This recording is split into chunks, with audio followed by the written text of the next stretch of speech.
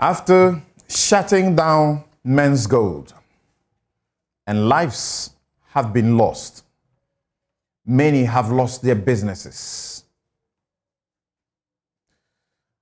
After collapsing several banks and hundreds of other financial institutions, spending the taxpayers 25 billion Ghana cedis, the government and the duty bearers, are they reporting excuses for not prosecuting Nam1, as it is suggested that there may not be a case against him?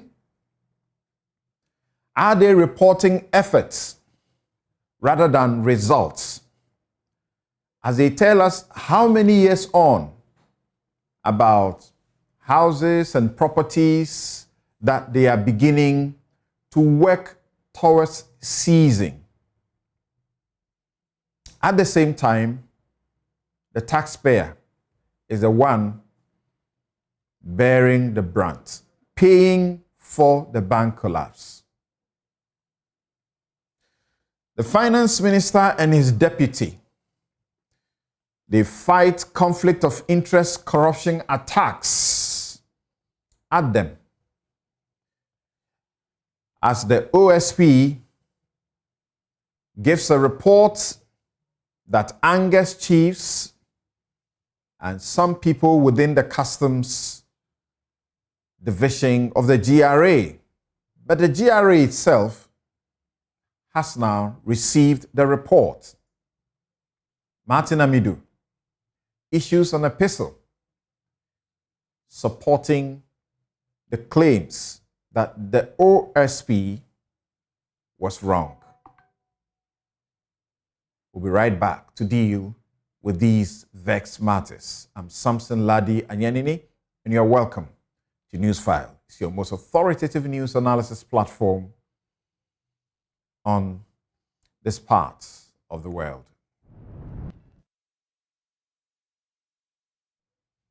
You're welcome back. This is Newsfile. It's your most authoritative news analysis platform, and here on Newsfile, we put Ghana first. And I'm your host, Samson Lardy Anyenini. My take, I title it Extraordinary Situation, Extraordinary Solutions. My intention is to reflect useful, critical feedback to Mr. President on what the people feel about your management of the economy, the country. But this is Samson's take, so I might find some legal angle to it. The Constitution commands in the directive principles of state policy that the central job of governance is a sound economy. And that's exactly what you promised, Mr. President. $1, 1 CD. In the time of Mills and Mahama, 2 CDs, $1. If I was them, I would say to the people of Ghana, I'm sorry. We are sorry for the poor work we have done. We're going to go and think about ourselves. But that is not the people we're dealing with. The fruits of office, the money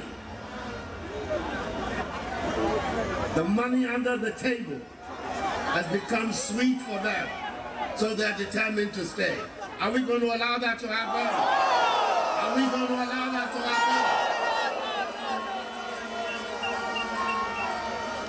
happen? In Kufuor's time, one of the people who advised and helped him develop a strong CD was my running mate, Muhammadu Bawumia. Then he was deputy governor of the Bank of Ghana. It's one of the reasons I brought him to come and join me, that we will work on the CD and create again a strong CD that will be able to allow us to develop our economy and allow our traders and our work to be able to develop.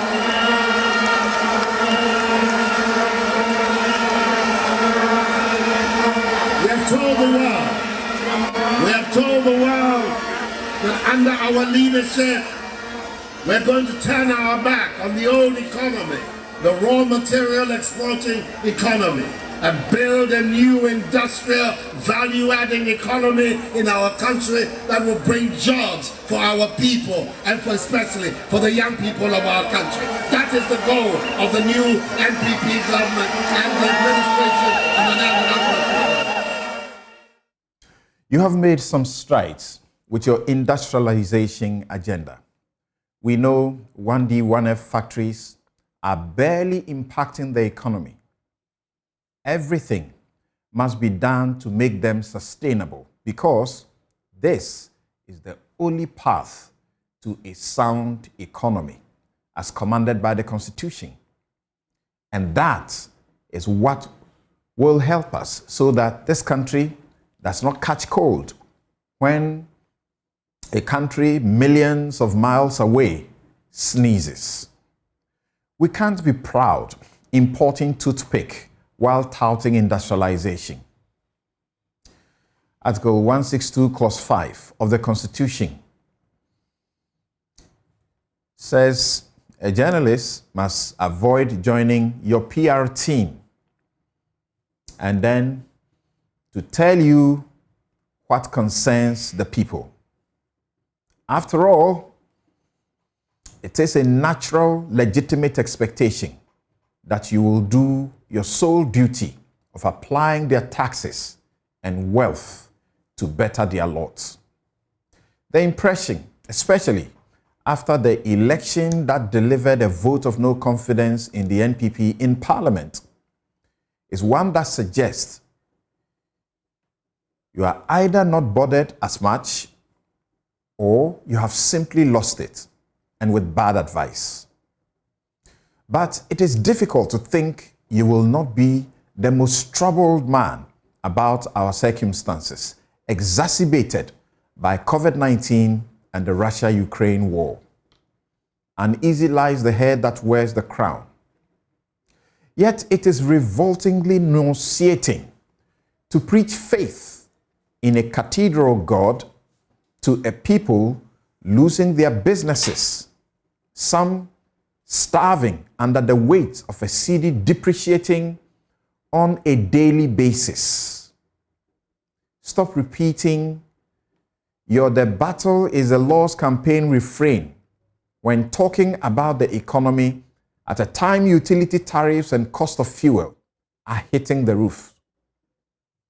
You started on such a disastrous note with the historic bloated government of over 112 ministers for a poor country like ours. You justified it, but history will not forgive you for that. You created 6 new regions for the politics of it, ignoring the immense burden it brings to the public purse. You ignored every advice to solve an 8 to 10 billion cedi banking crisis with a whopping 25 billion cedis. It is not surprising when the World Bank said things were getting bad even before the global problems set in. It affects all of us, and I'm worried even about the security implications of this, because we've seen things happening around the world, and we know, we are peace-loving people, but we should not be taken for granted. Some of them should. And so you can't look at that and say it's a business as usual. No. I know that, with all respect, I disagree. To say everything is going okay. No, it is not. Because it cannot be. Last week, we saw consistent here, 7.5, about 9.55. I mean, you cannot say there's something going on in the financial sector. The finance ministry, the central bank should have a handle of it. If they don't have a handle of it, they should do the honorable thing and step aside for people who are competent and strong to take the hard-nosed decisions, because they have to be firm decisions. And that's Kobina Ejapong, your trusted friend. You have not listened to genuine calls to sack the minister as he refuses to do the honorable thing to resign. Your government is still very bloated. Oseichi Mensah Bonsu, who leads your party in Parliament selflessly preaches a constitutional overhaul to fix many things, including impose a lean government on not just you, but all subsequent governments. But before that, you have the power to downsize government significantly. The needless 2, 3, and sometimes 4 deputies in government agencies.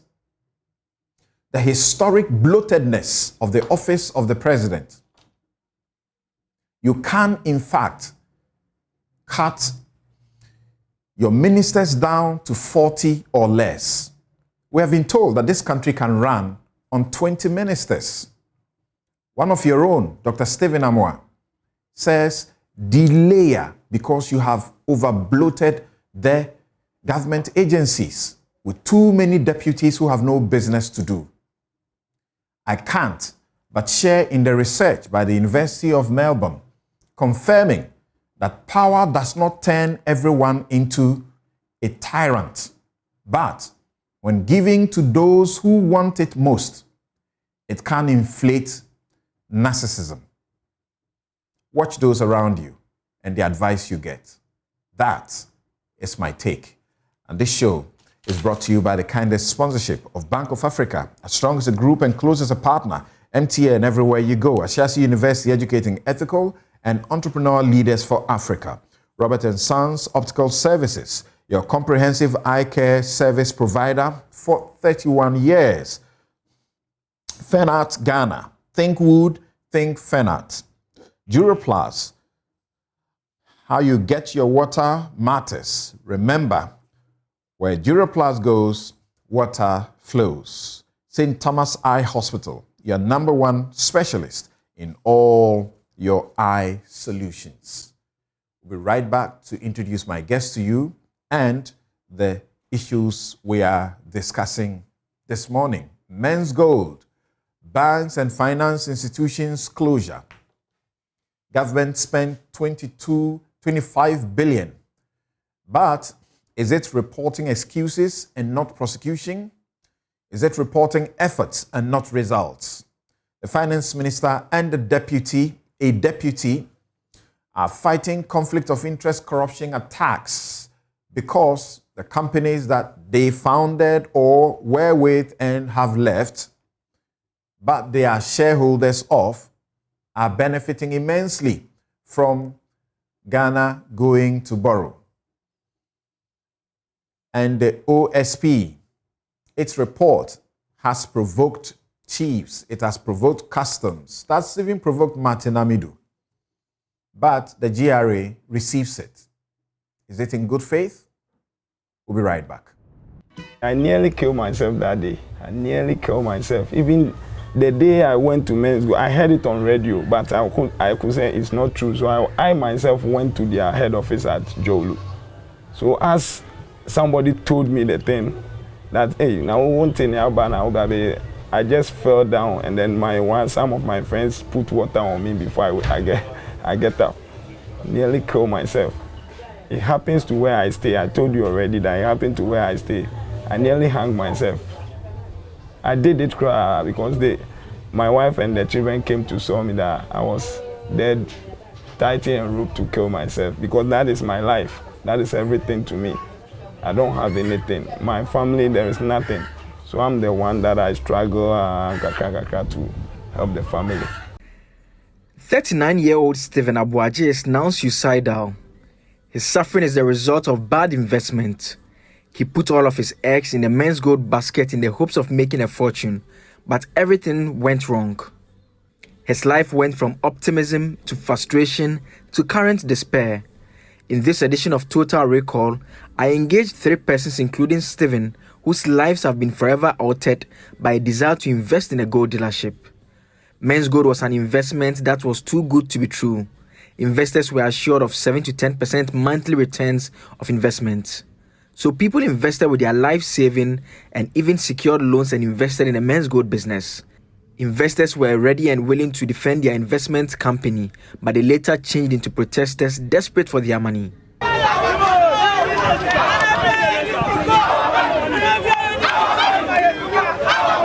Let's go!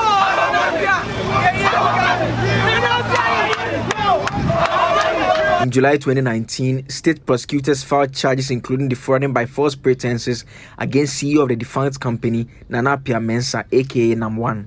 This was after he had returned from the United Arab Emirates, where he had been in custody for months. To assist us make full recovery of the amount owed Men's Gold by Horizon Royal Diamond in Dubai. As an act of good faith, we are willing to engage the Attorney General's office on the best possible way for them to aid Men's Gold by employing international law and diplomatic relations to ensure we achieve this objective. 2, to unfreeze our companies and my personal bank account and asset for us to utilize these as vehicles to get productive in order to meet our liabilities, owed to our customers and some business associates in our bid to resolve our liabilities immediately. Nearly 3 years on, monies invested by the thousands remain outstanding. His prosecution has not even reached the level of a single witness testifying. The case has seen more than 15 adjournments, with prosecutors constantly asking for more. Stephen Abuaji's hope keeps deteriorating. He's one person whose life will never be the same. The dockets are there, and Attorney General is doing everything possible, including giving fiat to our lawyers at Yoku so that they can provide the backing to the office of the DPP to start the prosecution. Again, he's also going to provide training, tailor-made training for our officers, because that area of investigation and prosecution is a bit different from the normal prosecution that we do. So, Mr. Governor, I can assure you that this amount that you're going to give to us will not go wasted. The Yoko has investigated and forwarded 11 dockets to the Attorney General's office. This has been done more than a year ago. And I'm saying so just to put pressure on the Attorney General's department. These dockets have been referred to them more than a year ago. Pursuant to Section 19 of the Yoko Organized Crime Act. Notwithstanding all these achievements, there is a lot of work still waiting to be done with respect to tracing of assets, to build concrete investigation, to lead to the effective prosecution of the perpetrators of these financial crimes.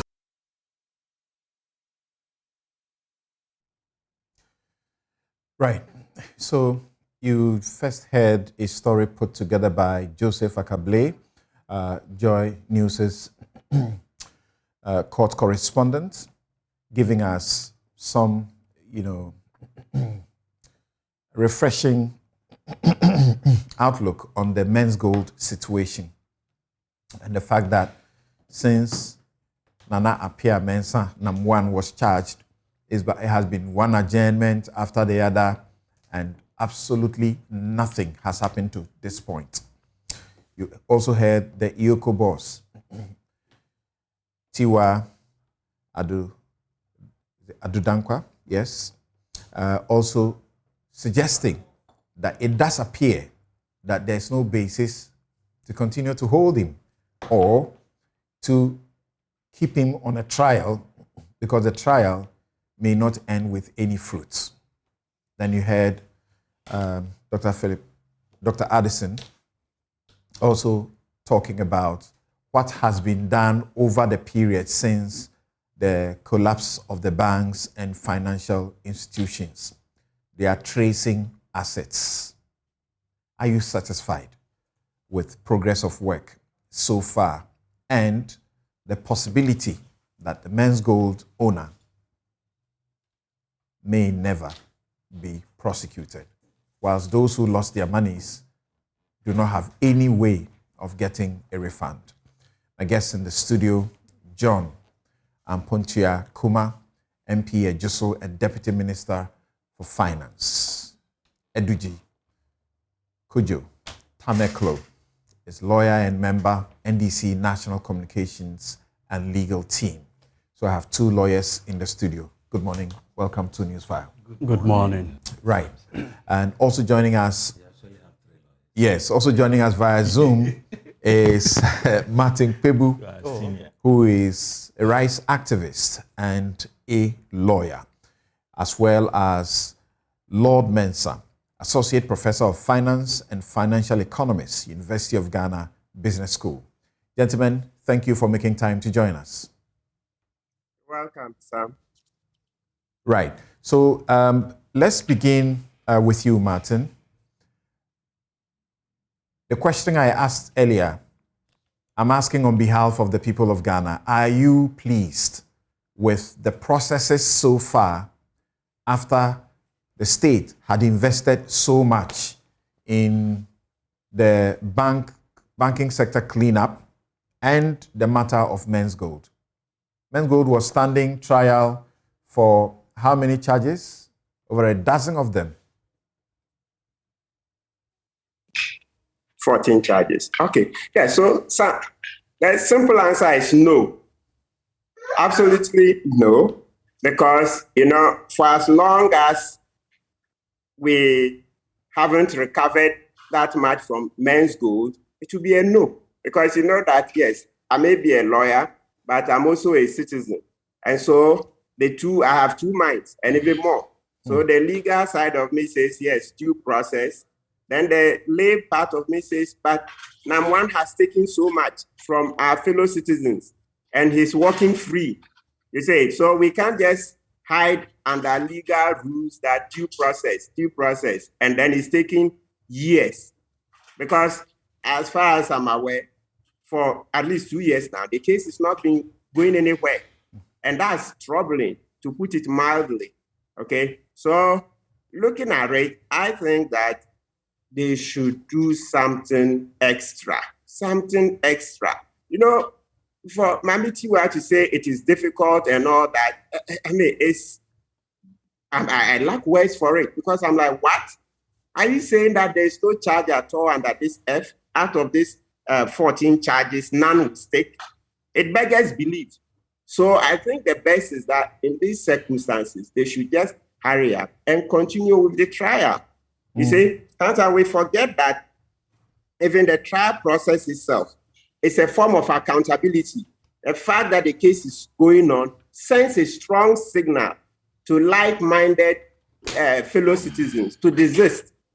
You see, so the trial process itself sends a strong message, because at each sitting or after each sitting, the media will give an update, all right? They will give stories, they will give an update of the court proceedings, and it sends a strong message. So in this situation where nothing is going on, it's like, oh, he's gotten away with it. Like you see, we say in local parlance, it has become a foolish case. We shouldn't allow that to stick. So I think, to make it short, out of these 14, I believe that at least one will stick. Because it just can't happen that all 14 will be dismissed. No. And at least there are grounds, even though, of course, so let me be careful, because it's a matter in court. I don't want to go into merit. And of course, I haven't seen all the evidence. But those prosecuting have already given you an indication that it doesn't look like there's something to hold him for. So what are you afraid of talking about? Afraid of prejudicing anything? Those prosecuting have said it publicly that it does look like they are just chasing the wind in the prosecution. Okay, Sam, let's come here. One, straight. So Nam1, his company, Men's Gold, okay, he and his company, they entered into agreements with these customers. The customers gave out their gold. Simple logic. The agreements is signed. They say that, yes, 16,000 customers. Excellent, thank you. So the customers brought various quantities of gold. Of course, they bought from one company, but we'll spare the details, not to make it a long story, because those are affiliates of Men's Gold. So simply, they bring gold to Men's Gold. Keep it, you give some interest over a period of time, and then subsequently, you can return my gold. So question is that, where is the gold? Have you returned it? If you haven't returned it, minimum, I should get stealing or defrauding by false pretenses. Simple. The customers didn't bring the gold as Father Christmas. So I don't get it when you say all these 14 charges will not stick. Defrauding by false pretenses is one of the charges that he's facing. The initial 13 counts that were slapped on him. Defrauding by false pretenses was one of them. Money laundering, abetment, carrying on deposit-taking business without license, contrary to a specific section of the law. Yeah. Good. Yeah, so defrauding by false pretense, you are looking at Section 131 of the Criminal Offences Act. Not to read, but let's make it simple. So one of the key parts of it is that you make a representation to somebody. A makes a representation or tells, so let's use a simpler word. A tells B that I will do so and so for you. The time comes, A is not doing it. And actually, the circumstances show that A did not intend. So I'm putting it simply that, Sam, these 16,000 customers took gold to Men's Gold, pay interest over a period of time. If I need my gold, I can get it. So the question is that, and if you look at the astronomically high interest rates, you can begin to see that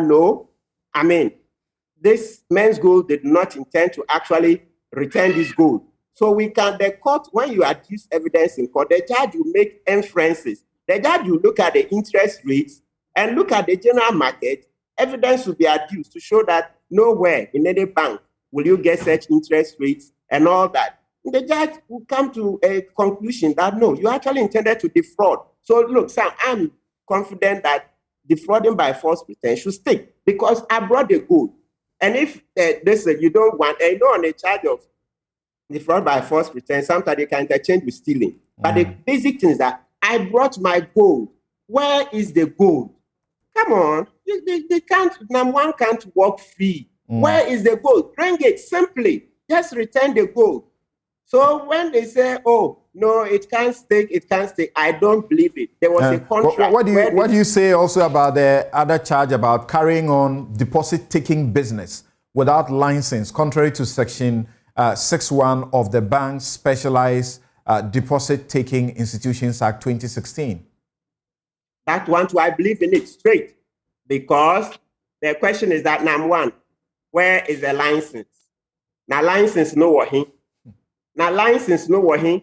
So if you don't have the license, the burden will be on you, because we show that Bank of Ghana, they will lead evidence that in our books you didn't apply for a license and we didn't give you one. So now it falls on the accused to produce a license. If you can't, that's good. Okay, Martin, hold it on there for us. Eduji, there are people who are beginning to say things that may be unfair, but you can't fault them for it. They are suggesting that this was a ploy all along from the start, that there was no intention to prosecute him. And this is sort of a confession to prepare the minds of people to accept a potential nolle prosequi. Okay, so Samson, once again, good morning, and good morning to my learned friends and our viewers. You see, those who make that point may be entitled to those views, judging from the nature of the conversation now. Now, if you listen to the head of the investigating body, and remember that under the Yoko Act, the Attorney General had basically halved part of his prosecutorial powers to the office. So the office doesn't only investigate, but it also has the power to prosecute. And so you notice that there are many of the officers from the Yoko coming to prosecute criminal offenses. Now, I want to believe that it was on the basis of sound evidence. That is why the initial charges were even proffered against him.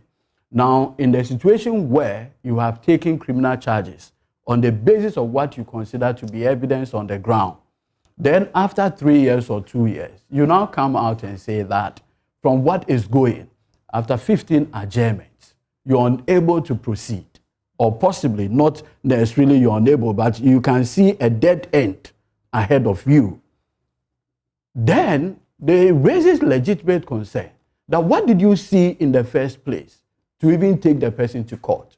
2, was the decision to take the person to court a mere PR gimmick to create an impression that you want to hold people accountable for breaching the laws of this country?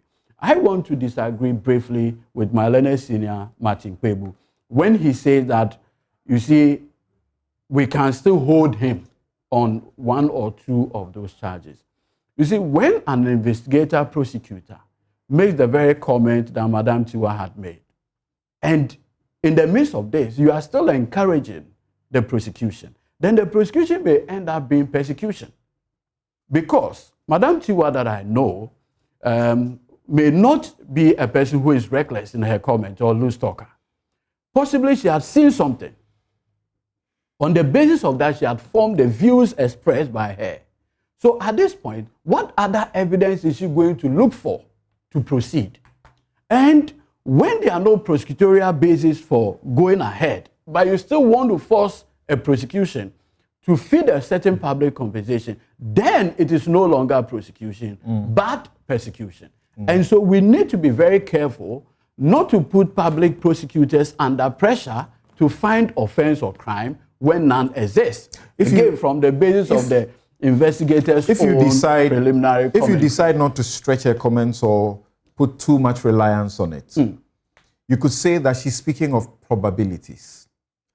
But the question some have asked is, even in that case, is it wise to say what she said publicly? That is the point. You see, first of all, prosecution is a public duty. And the whole business of prosecution is to hold people accountable for their actions. And so there's a certain level of conversation to the public, for the public to know what you are doing to resolve a particular social ill. So there's no problem if the prosecutor, investigator periodically informs the public as to what he's doing. But the nature of information provided by Madam Tiwa may, under this circumstance, undermine any continuous prosecution of NAM1, because then it creates an impression that you are well aware as a prosecutor that there is no basis for the prosecution. But to satisfy a certain public conversation, you want to continue. From where you sit, if you took, for example, the charge about operating without a license, unlawfully carrying out the business of deposit taking, would you say that that is a charge that prosecution should be confident in? I have always maintained that multitude of suspicion is not enough. Confidence is not enough. What is enough is evidence. And the rule of the game is evidence. Yes, so you and I know the evidence about this matter. Very well. Was Men's Gold licensed to carry on the business of deposit taking? Okay, so I recall the initial conversation leading to the Bank of Ghana intervening in this whole Men's Gold thing. You see, the offense, when it involves authorization, the burden shifts on the person, that's the accused person, to show the authorization. In that case, NAM1 will then come under a certain challenge. But again, let's find out what are the penal consequences even for that particular offense. It's key. Because if at the end of the day, it's more like a fine, if you are convicted, why would you want to expend public resources in chasing something that will end up in a fine? Okay. But that, again, does not absorb the, the reason why I'm being tactical is that I have colleague lawyers representing him. All right. And so you also want to be very careful. Thank you. Not appear as Thank you for that disclosure. Thank you for that disclosure. Now, before I come to John, Martin, as a lawyer who has done quite a lot in the area of our criminal jurisprudence, we are all indebted to you for how much you have expanded our criminal jurisprudence in this country. Is what Ejuji is saying not what you should be saying? The law is that prosecution must not be persecution. And once a prosecutor has come to a certain conclusion, in fact, when they discover evidence that are exculpatory enough against the party they are fighting, they are actually supposed to give it to them, so that they will use it to exonerate themselves. Now, don't you think this is what you should also be promoting? That if they say that what we are dealing with may not stake, they are doing what the law requires of them to do? Senior, just before he answered, by way of short information, just by way of short information, my attention has just been drawn to the fact that the current ongoing prosecution is being done by the police and not Yoko. And that Yoko is only involved in the asset seizure conversation. All right, let's go on. Yes, Martin. Yeah, Sam. So first comment, the criminal jurisprudence cases. I think we should give the commendation to the Supreme Court. Yes, Chief Justice George Nawu. Yes, you can be humble. You can be humble about it, but you triggered it. You filed the argument. You went and fought it. Okay. We had been in this country since 1960. It was there. You fought it. Sam, okay, right. So now let's come in. The thing about ADG saying that, no, it will be persecution, I disagree with due respect. Sam, I'm just reducing it to simple logic. And that's the fact. Customers gave their gold out. Where is the gold? Where is the gold? And you think a court of law, don't forget, our courts, they sit down there to do justice. So they'll just go simply. Master, here, this is the agreement. Gold was given to Men's Gold. Have you returned it? You haven't. And when you've written a promise that I'll return the gold, I have capacity, I can keep it well, I have all the resources, I'll return your gold. This is not, let's not get too much into legal. Sometimes the law is common sense, and you find that in a number of Supreme Court decisions, Ghana, US, Britain, the law is also common sense. I don't see how you go into court, adduce evidence that gold was given, and there's a written contract. It's not even he says, she says. No. It's a written contract where you say you return it and you say the charges can stay. No. And then Sam, let's also add that I have followed social media commentary. Citizens are not happy at all that this came from Mami Tiwa because one was Mami Tiwa who mentioned that the girls, the Takrady kidnappers, had been found. The A+ tape, okay, about the money to see the president in the Flagstaff house. And then there's a third case. So it means that sometimes the messenger too is very, very important. Choose your messenger well. Mami Tiwa shouldn't have been the one to make such a pronouncement because as soon as that happened, the A+ tape, you heard it, where she was saying, oh, do you want to embarrass the government? Do you want to do? So you see that there are public statements where she's shown that political bias and all that. So the messenger was totally wrong. But me, even as I said, I'm just bringing in because we are also citizens. We are not just doing strict legal analysis. It's also a social and political talk show. So there's that aspect where citizens are very angry, very, very angry that Mami Tiwa again, after Takrady kidnappers, after the A+ tape, and then there's a third case where I forgot. Sam, do you know that case? There's a third public case involving something. It also took a national profile like that. And there was something about it. So I think Mami Tiwa should spare us this. You're referring to. Yeah. Okay. Thank you, Martin. Now, John, this is not what the government had been expecting that the public would be told, correct? Because the government had to, ride on the back of the fact that after the closure of Men's Gold, prosecutions will happen, there will be seizures and people will get to be paid. Of course, some of the customers were hoping that government would take part of that burden or all of that burden because they had given events about the fact that certain licenses from the Securities and Exchange Commission, among others, are what the Men's Gold was operating under, and then his own conduct, taking photographs with the president, among others, and so there was some credibility given to him. Government has said, as for the bank situation, we are going to take that burden. But for Men's Gold, we will not take that burden. However, be confident that he'll be prosecuted, he will suffer for it, and then properties will be retrieved, and those who have to be paid may get something. This is not what you expected to hear. You mean you expected to hear from Mami Tiwa, who is not the Attorney General? Right. Okay, so first of all, let me just put it out there that the Attorney General has not come out with any statement on the prosecution status of Men's Gold. And so a comment by the Executive Director of YOCO does not represent the position of the prosecutors in this matter. So we need to put that clear. As far as government is concerned, we think the matter is in court. We have heard the difficult, painful stories of customers and victims of Men's Gold. But sometimes, if you can recall, when government decided to intervene in this illegality, the posture of the same customers and victims, and how they even fought against government not to interfere and let Nam1 alone, and they trusted that he would deliver and come and pay them. So some of these things, we have gone a full haul to get to where we are. But as far as government is concerned, the prosecution is going on.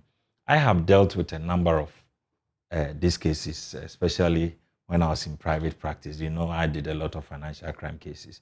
And sometimes the hope of the victims is not even on the prosecution and one going to jail.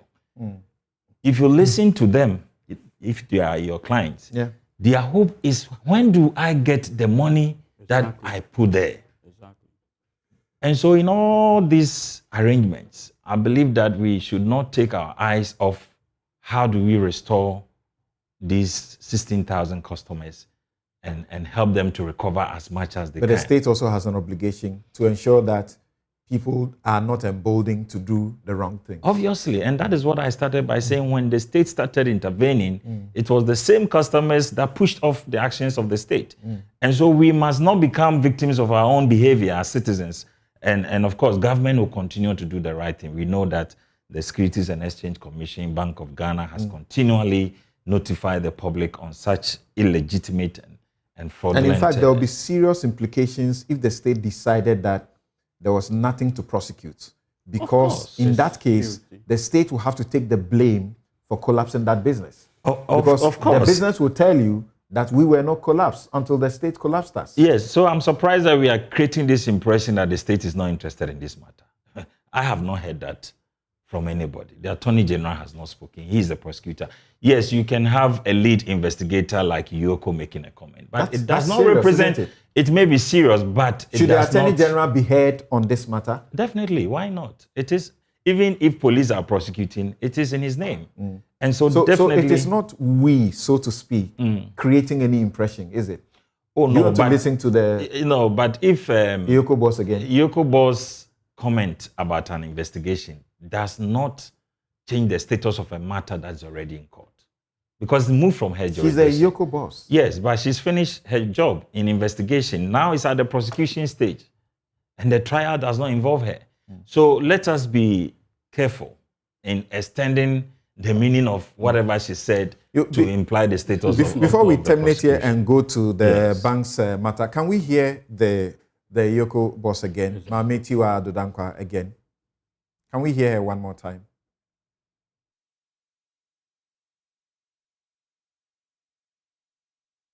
Sometimes you believe it, you know somebody has committed an offense, but you can't have any relevant law to support your case to prosecute. And like I said earlier, nothing is a crime unless there's an enactment making it a crime. So, example is men's vote case. Which law, which act did it break? And it's becoming difficult even prosecuting that case because the law that will define the law, the offense, and also provide the elements, it's difficult to find. So the relevant law defining absence of that is also making prosecution difficult. One of the difficult cases to prosecute or to investigate is economic or financial crime because it involves a lot of paperwork. And you need to prove the cases not because of what you think, because you believe the truth is that the person has committed offense. But the fact is that you need to provide evidence. And if you can't find something, documents are not there, and you cannot even trace, the person is on retirement, and you cannot trace anything. It will even affect prosecution processes. And when people get away with crimes, the crime will continue. So one of the things that we'll talk about is the digitalization that will support prosecution. Because if you can't provide evidence, you can't do anything. Some of them invested their whole life.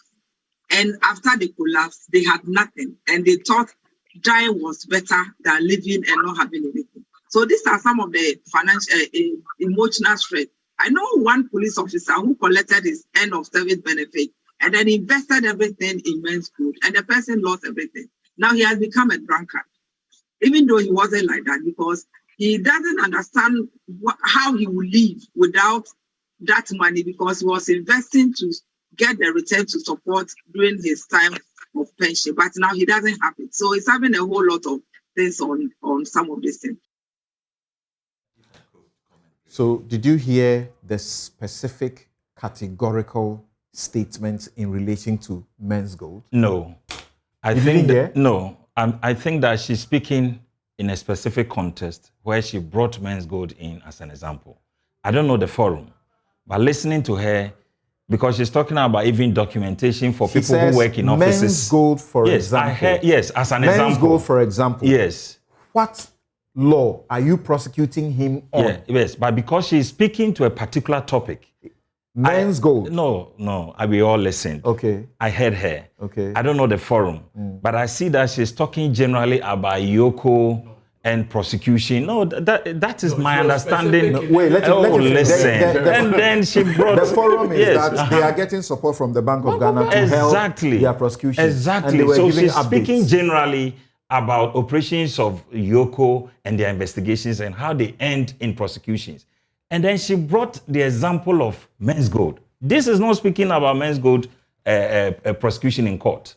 She's just giving an aspect of her investigations and how it tailors into whatever discussion she's having. Okay. How do we translate that to talk about a matter that is in court? Okay. So for me, I don't see it. So there's nothing the Attorney General should be worried about at all. I don't see how that binds on the Attorney General. There's another issue that we should also not take eyes off. First of all, Madam Tiwa is coming from the police. They actually investigated at the time when she was the CID boss. So she knew the investigation when she left the Ghana police to Yoko.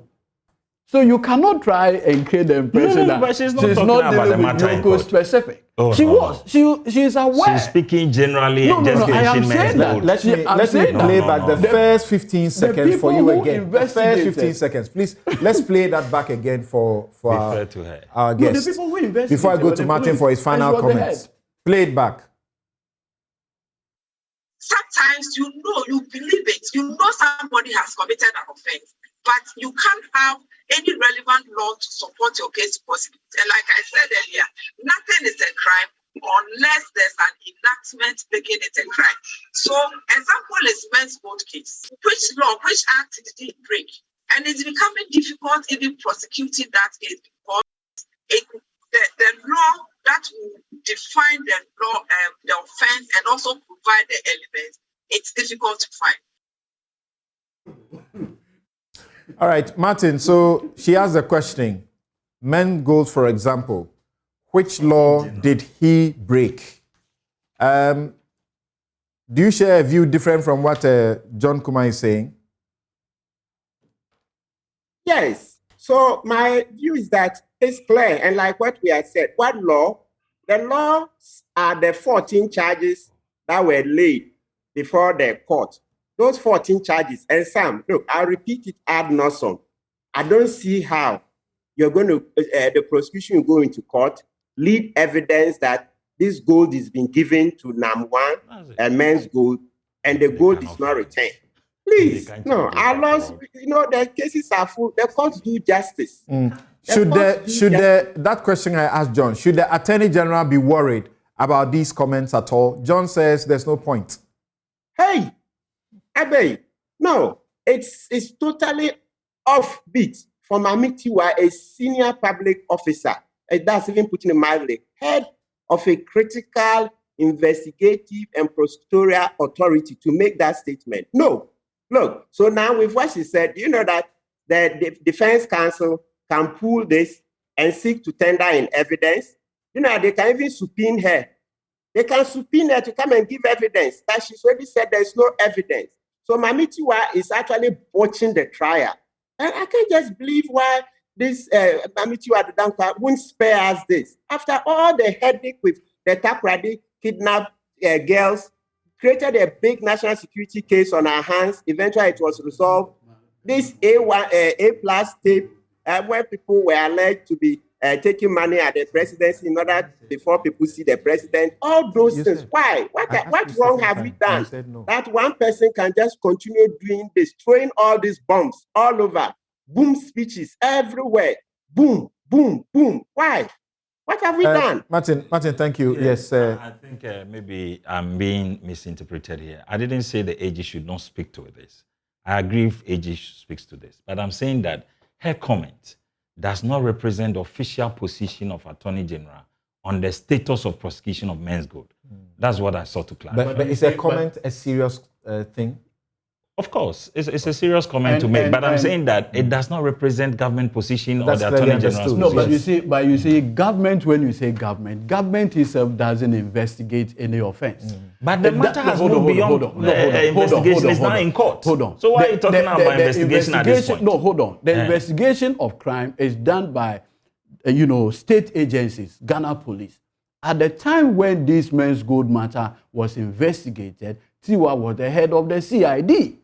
Then subsequently, she is seconded to the office, the Economic and Organized Crime Office. Then she makes this comment. You cannot say government is this question not moot?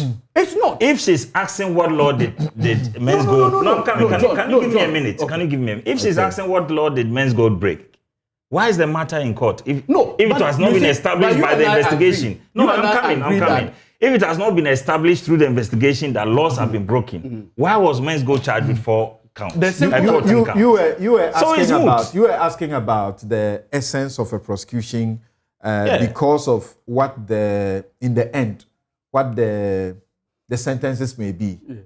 Defrauding by false pretense. That's a felony. Yes. That's about 25 years. Exactly. Okay.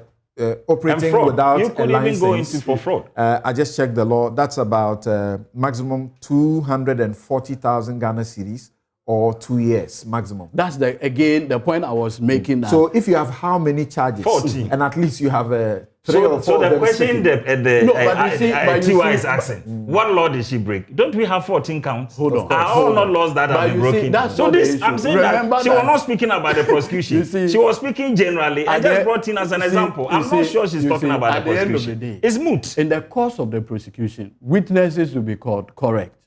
An investigator will be called because he basically investigated. That investigator is going to come from the Ghana Police, the people who investigated it. And the head of the unit at that time has spoken to the extent that what she has said. It is beyond her now. The matter is in court. How can you say it's beyond? It is beyond when her subordinate will be coming to testify. All right, no. So now let's go to this. Let's go to this. 10 seconds. You see, that's our time will allow us for this. Let's hear from Professor Lord Mensah, who joins us. Thank you very much for your patience. Let's hear you. What you have to say briefly about this men's gold matter and the latest, as it were, twist to it. Yeah, I mean, I've listened to the discussion, back and forth, and it's more of law than, economics as it stands now. But what we need to understand is that economics and law goes together because an investor will be comfortable in an environment where the laws work. That's right. Because he will be sure of, his investment in case there's a dispute. So most of the time, investment is always comfortable where the laws work. But let me take you back to, this Namwan's issue and the state role that it was supposed to play. I think at a point in time, the state was confused over the identity of Namwan, as to whether it was a deposit-taking institution or it was a minerals, dealing institution. And I think that hybrid got a state in a, hazier condition for some time. And normally, those schemes play in that form. Sometimes the identities are hidden, and it's difficult to say, okay, fine. It was registered as a mineral, agent. At the end of the day, it has ended up taking deposit. In that itself, it is a twist. I mean, it's a deceit that you're putting across there. You don't represent the true, what we call company that the men's gold was registered for. So effectively, at the end of the day, we need to understand that the state failed along the line. And then also the depositors who are supposed to take, how to seek information on the investment space themselves, also failed. because, the investment space is not for the novice. I always tell my class every now and then, because even if you are putting your money in a trunk, once in a while, you go into the trunk and then open up to the sun to realize whether there are no cockroaches or there are no, rats in there. It's a way of taking a responsibility to understand that wherever you are putting your money, you must understand what the money is doing.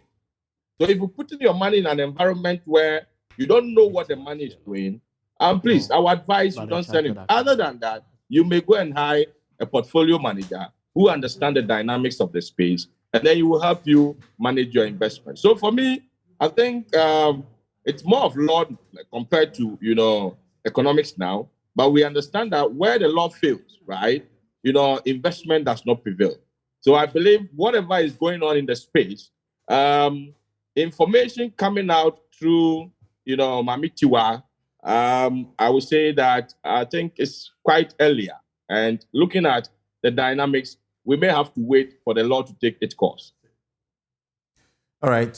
Thank you very much, Dr. Lord Mensah. Now we will take a quick break. When we return, we go to the Bank of Ghana as it deals with IOCO once again on processes so far as regards the banking sector situation. 347 microfinance companies and 23 savings and loans and finance house companies. We'll be right back. We have to admit that things were very bad in the banking sector. Okay. Of course, if you blame the NDC government for that, fine. But they've been out of office for 6 years now. And we should take action. Now, the amount of money that the finance ministry is claiming that was used for the banking cleanup, let's do some mathematics here. The 8 banks that went down, I think the composition of their deposits near 12% of the overall deposit in the country. And here, engineers have calculations that sometimes it will be a friendly safety factor. Okay. Assuming that these banks were not reporting correctly, because it's bad reporting and a causal collapse of the banks, or they were not being honest. Now, man, factor of safety cry 2 multiplied by 2, so okay, 24%. Some of them, they didn't report one to be a Sikano. Young fans at 24% cry. How come that we can use 25 billion, which is about 55% of that deposit? Because as at the end of, according to Pricewaterhouse and KPMG report, it was 45 billion, the total money, interest, holdings. Yes. Okay. Not the total assets, 65 or something, but the holdings, deposits, was 45 billion. So even if a lot of it is impaired, it could not have been more than 10 billion. And if you talk to some of the experts in the banking industry, in the economy, they think that we shouldn't have spent more than 10 billion in cleaning up. Because the banks were saying that if you gave them liquidity support of maybe 8-9 billion, they could have stayed on their feet, they have kept their jobs, then depositors would not be under threat. And Oka say, Kanoa Areno, Sikanoa Udi, Eco CC Kano, as soon as I'll be talking monocra.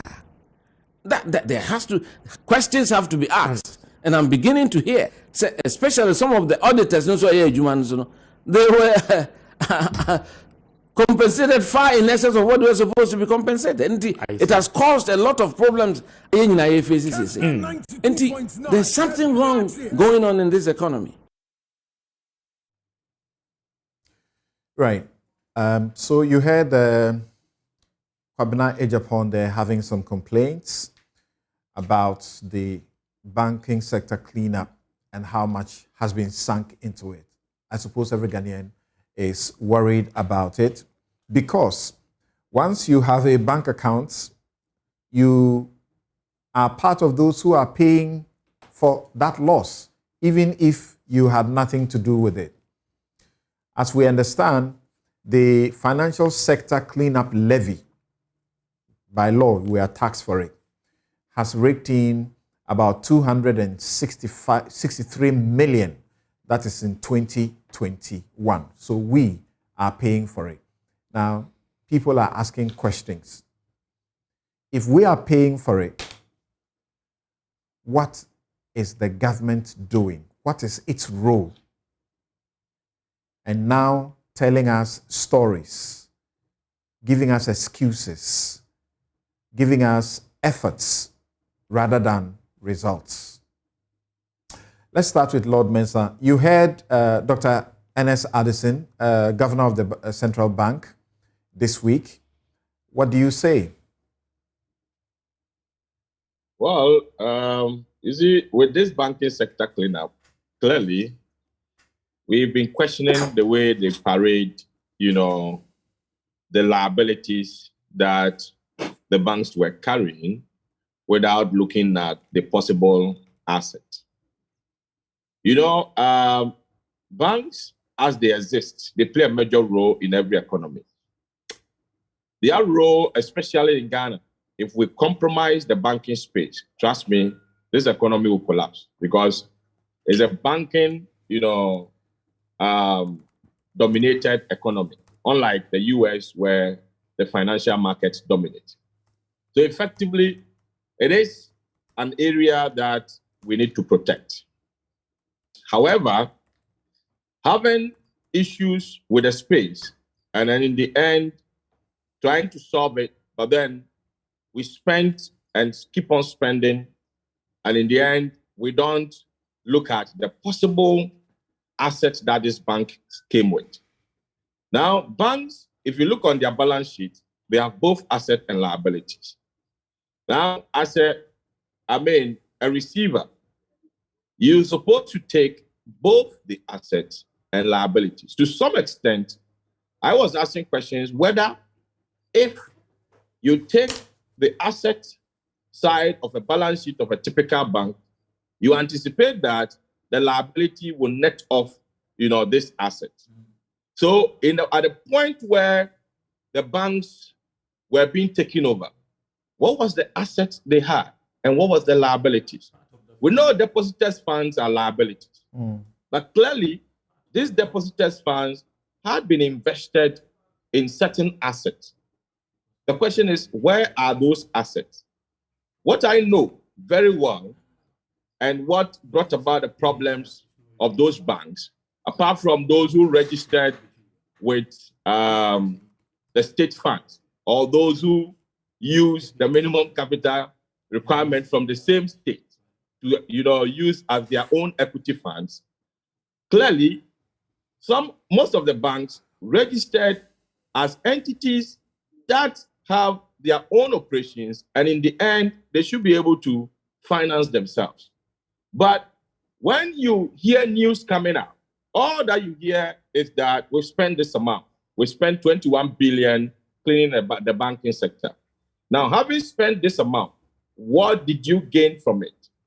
And looking at the 10 million that is being extended to Yoko, I asked myself, so all this while, what were we waiting for to extend the 10 million facility to an entity that is going to help us unravel what went on in that space? So it is too late to hear that announcement from my end, but then it's better to be late than never. So effectively, yes, 10 million is gone. It's money that we spent, but then unfortunately for us, we normally hear monies that are spent to rescue situations. We normally hear monies that are spent to, unravel something that, was supposed to be a criminal case. But at the end of the day, we don't get anything out of it. So I'm hoping that this 10 million that has been injected to Yoko, we should be able to get something out of it. And then whatever the state is going to lose as a result of this cleanup, from the investigations they will do, we should be able to get something out of it. Martin, what do you have to say? And we are showing on the screens some of the facts that they have shared in regards what the joint receivers have been doing so far, as in their collaboration with Yoko in the resolution of the banks. You have more particularly the joint receivers. Receivers talk about UT and Capital Bank. They are also the receivers of the 347 microfinance companies and 23 savings and loans and finance house companies. They are giving us, updates on the work done so far, tracing of some of the properties, seeking to confiscate, as it were, realize, trace, and then maybe sell to help defray the cost that the country has had to incur, 25 billion. Yes, Martin. Okay, Sam. So the work looks very impressive, okay, especially the tracing of properties aspect. So you would see from what you've displayed, the number of assets that have been frozen, the lands. They said 100 parcels of land, okay? So that's, and out of the 100, so the ones that have been frozen are, do I see 88? So 88 is quite a good number. So that at least we know that in the interim, as they're trying to do further investigations, these properties will not be dissipated. So for me, that is a key takeaway. At least the freezing orders are good to hold matters in abeyance. These owners or these alleged owners cannot sell them until the investigations have been concluded. And even when they are concluded and then they see fraud and all that, the cases will proceed to court. You say, so that's very commendable. The only side, and you see, it's good we raise this thing about the direct receipt of the 10 million from the BOG. I've been thinking there are some societies where usually a public investigator or prosecutor will not accept, by the ethics, will not accept money from a potential suspect or accused person. Sam, the context is this. Some of these savings and loans and all these institutions, some of their cases, in some of the cases, officials of BOG were fingered. That's right. As far as I'm aware, I think currently in one of the cases, the former head of the banking supervision, I think Raymond Amanfo, I think he's an accused person in one of the cases, right? Yes, and other officers have been fingered in the past. So it gives me worry that... The special prosecutor has promised that this is part of the work that he's doing, right?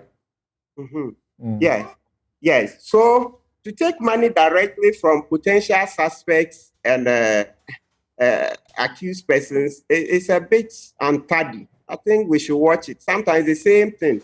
You see police receive police stations and all that donations from big businesses directly, and it gives you worry. Somebody builds a police station. You think you can build a police station and the police can deal fairly with such a person when he has a case with another person. So this issue of taking gifts directly, I think we should have another occasion where we can research it properly and see that we should have a code.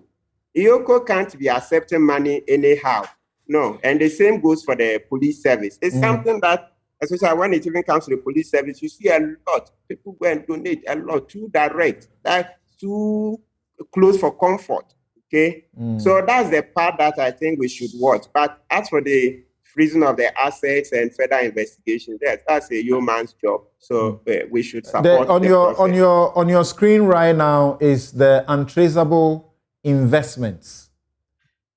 The total amount there is what? 116 million. Yes.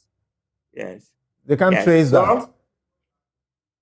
Okay, so they've seen the institutions involved, right? Yeah, so it means that they have to do more forensic investigations. These institutions have been resolved. The 116, I thought they said untraceable. Yes. So have they traced? The institutions are dead. Yeah, but you have to continue. There are directors who are alive.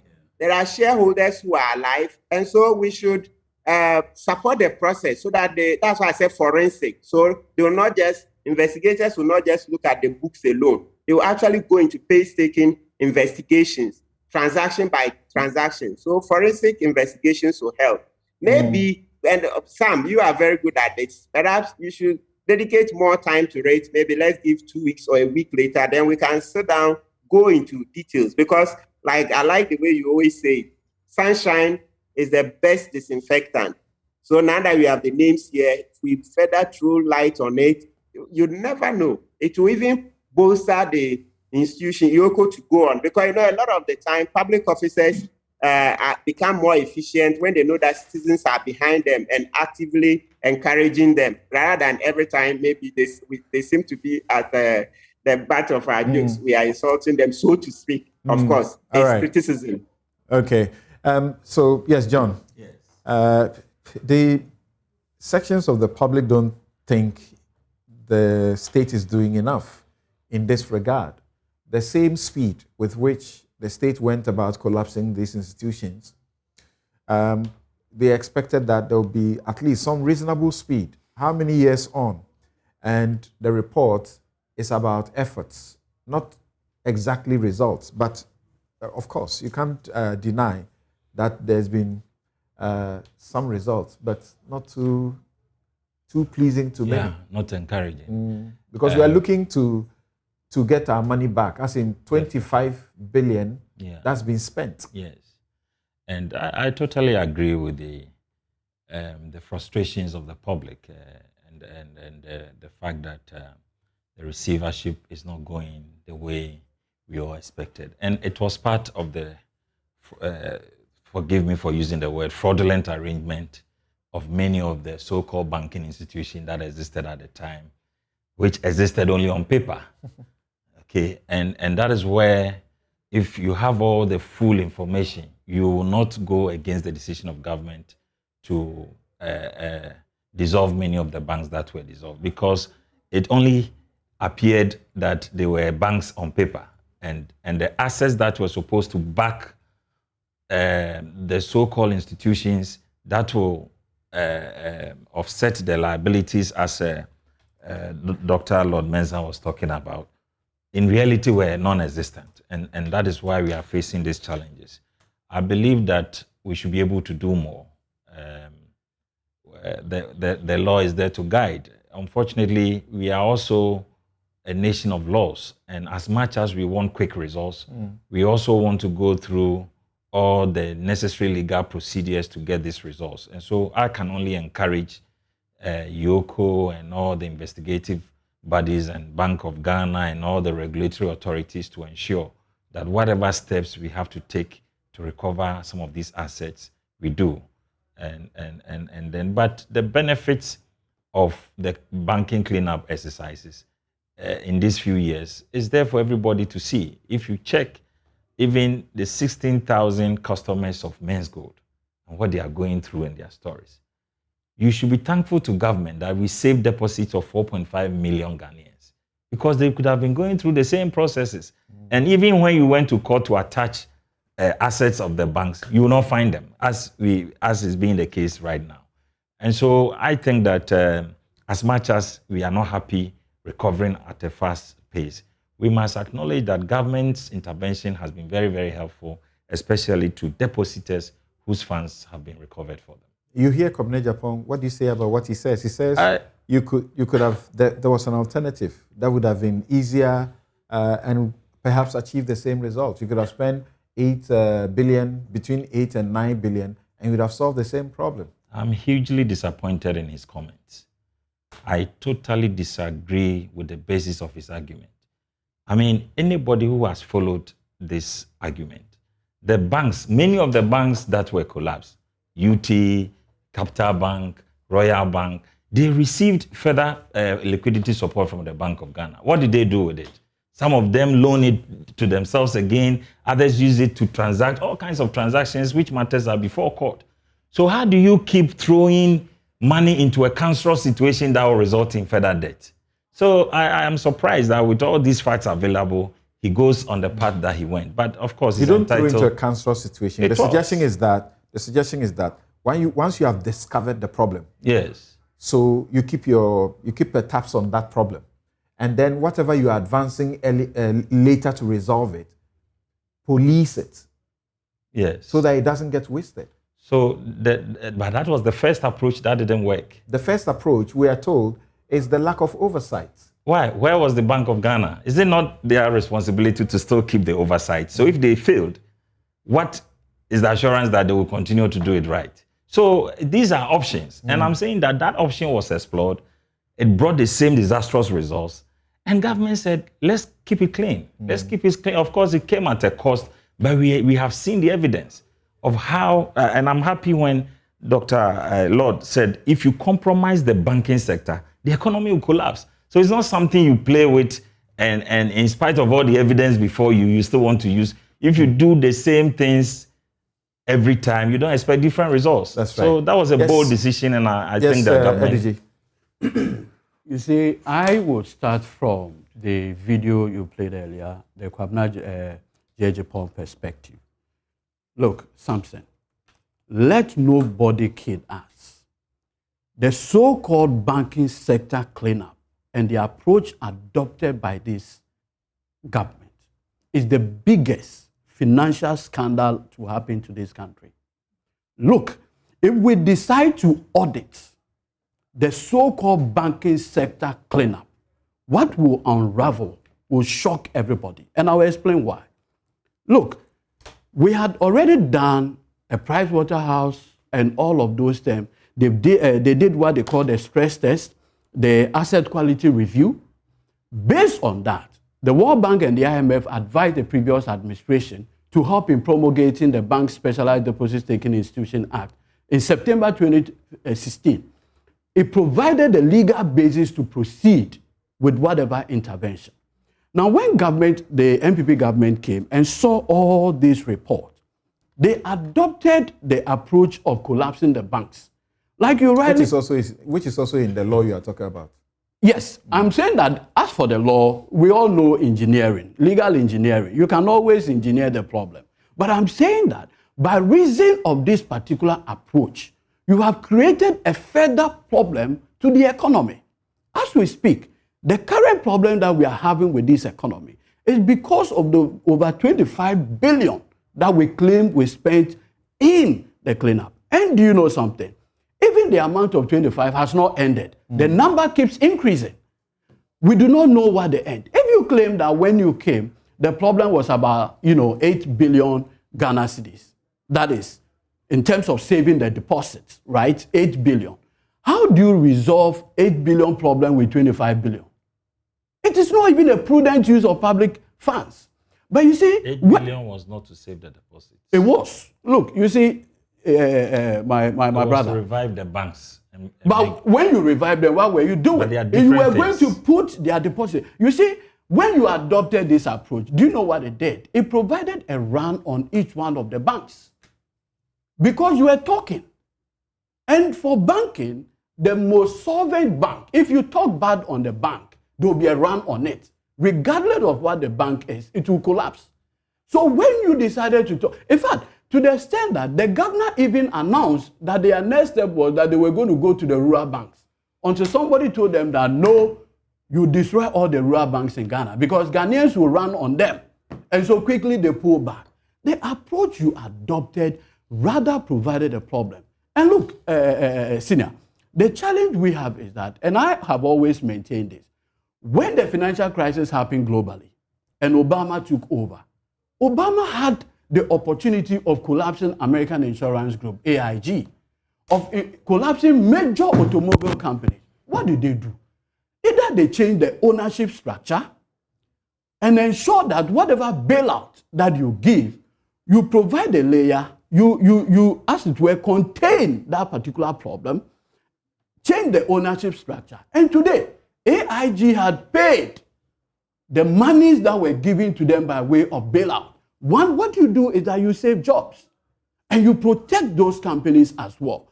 You adopted an approach that today had become a burden. But the state had been protecting those companies for a long time. No, I will explain why. You see, like you pointed out, the Bank of Ghana is supposed to have a certain constitutional independence and statutory independence. When these challenges came and you realized that there were issues with banking supervision, what do? You provide a layer in terms of ownership and management of those companies. Nothing precluded you from even resolving the ownership structures of those companies. by way of this bailout. Now, this whole conversation that some of the money that were given to the banks ended up in other places. Look, Samson, if you have a situation where you are not looking after your child well, what you do is that you don't kill the child. You can punish the parent, but you don't kill the child. What? Collapsing it or No, that is what I'm saying, that you don't kill the child. This is the approach you adopted. You kill the child. That's your understanding. And now you claim that you are prosecuting the parent. Why do you kill? When you can give the child to a foster, parent or another institution to take care of it. Some of the banks were treated that way. And let us get it. We have spent 25 billion. And John, the last time I listened to the vice president say, 4 problems are accounting for the current economic challenges. Yeah. He named the 25 billion. And even said that today, the amount is actually $7 billion. You heard him? Yeah. That's a fact. $7 billion. Come to think of it. From where? And that is what has created a problem. And so I strongly believe that we may even need an audit in the so-called banking sector cleanup to put the matters in proper perspective. Because you see, if not, we'll come back one day where we'll notice that the amount they claim that they spent does not reflect what it is. As Kwabena Japan suspects. Yes. And it's a serious matter. It is the biggest financial crisis, scandal that we've seen from 1992. That government of Ghana claimed that they have spent 25 billion on what? How do you call something you do not know about the evidence of crime a scandal? No. A crime. No, when you say scam. You said a scam. Yes, when you say evidence of crime, what do you want? What do you want? You say if investigated, we may. No. So maybe you're not saying that you know for a fact that the amount said to have been spent have in fact not been spent. No, what I'm asking here is this. When you claim that you spent $7 billion on a banking sector cleanup, where all your report by way of the asset quality review, the stress test, everything that was done showed that with 8 billion Ghana cedis, not dollars, you had the capacity of keeping those banks. Oh, that's what you mean. And you end up doing. So that's another. How is that the prudent you mean some use? of financial loss? How can it be financial loss? Okay, all right. Who did you spend those monies on? The depositors. Thank you very much. Is there. You can see it. However, as we are informed, if we do not get, is it 1 to 2 billion by the end of December, the CD will continue to misbehave, and we should pray to God. This is not good. We'll be right back. Amen. The Yoko has investigated and forwarded 11 dockets to the Attorney General's office. This has been done more than a year ago. And I'm saying so just to put pressure on the Attorney General's department. That these dockets have been referred to them more than a year ago. First one to Section 19 of the Yoko Organized Crime Act. Notwithstanding all these achievements, there is a lot of work still waiting to be done with respect to tracing of assets, to build concrete investigation, to lead to the effective prosecution of the perpetrators of these financial crimes. My heart. I saw how much Ghana owes, but I also found that apparently the Minister of Finance's company or former company is a transaction advisor to the monies we borrow. So as Ghana gets poorer, the Minister of Finance's company or former company gets richer. Is this what we want to continue in this country? Do we want to elect people into office, give them their pay and their perks, and then allow them and their friends and their companies or their former companies to be the very beneficiaries of the woes of our country? This is not only about the Minister of Finance. This is about Parliament.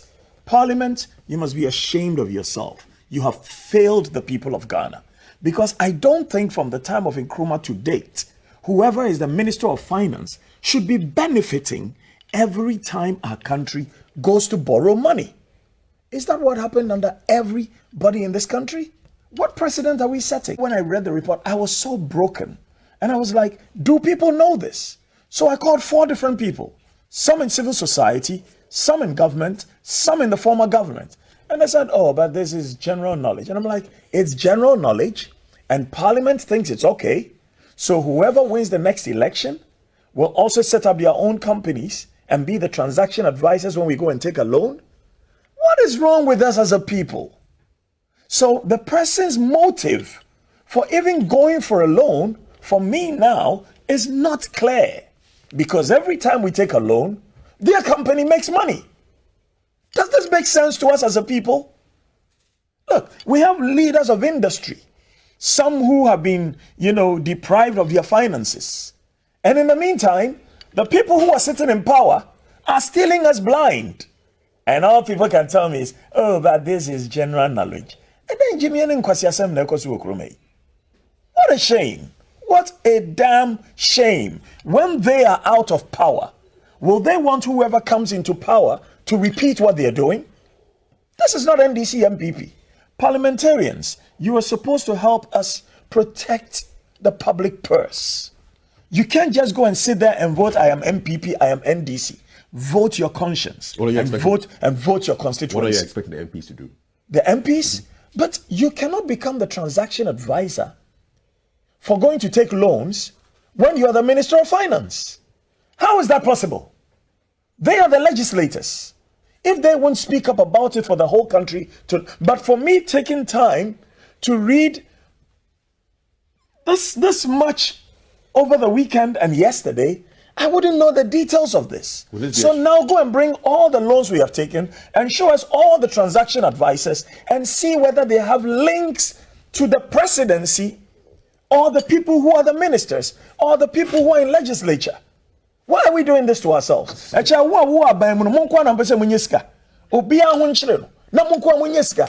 kind of nonsense is that? Hey, if there's a conflict of interest, conflict of interest is where it starts. So Stride should be on the ball on this one. And where are they?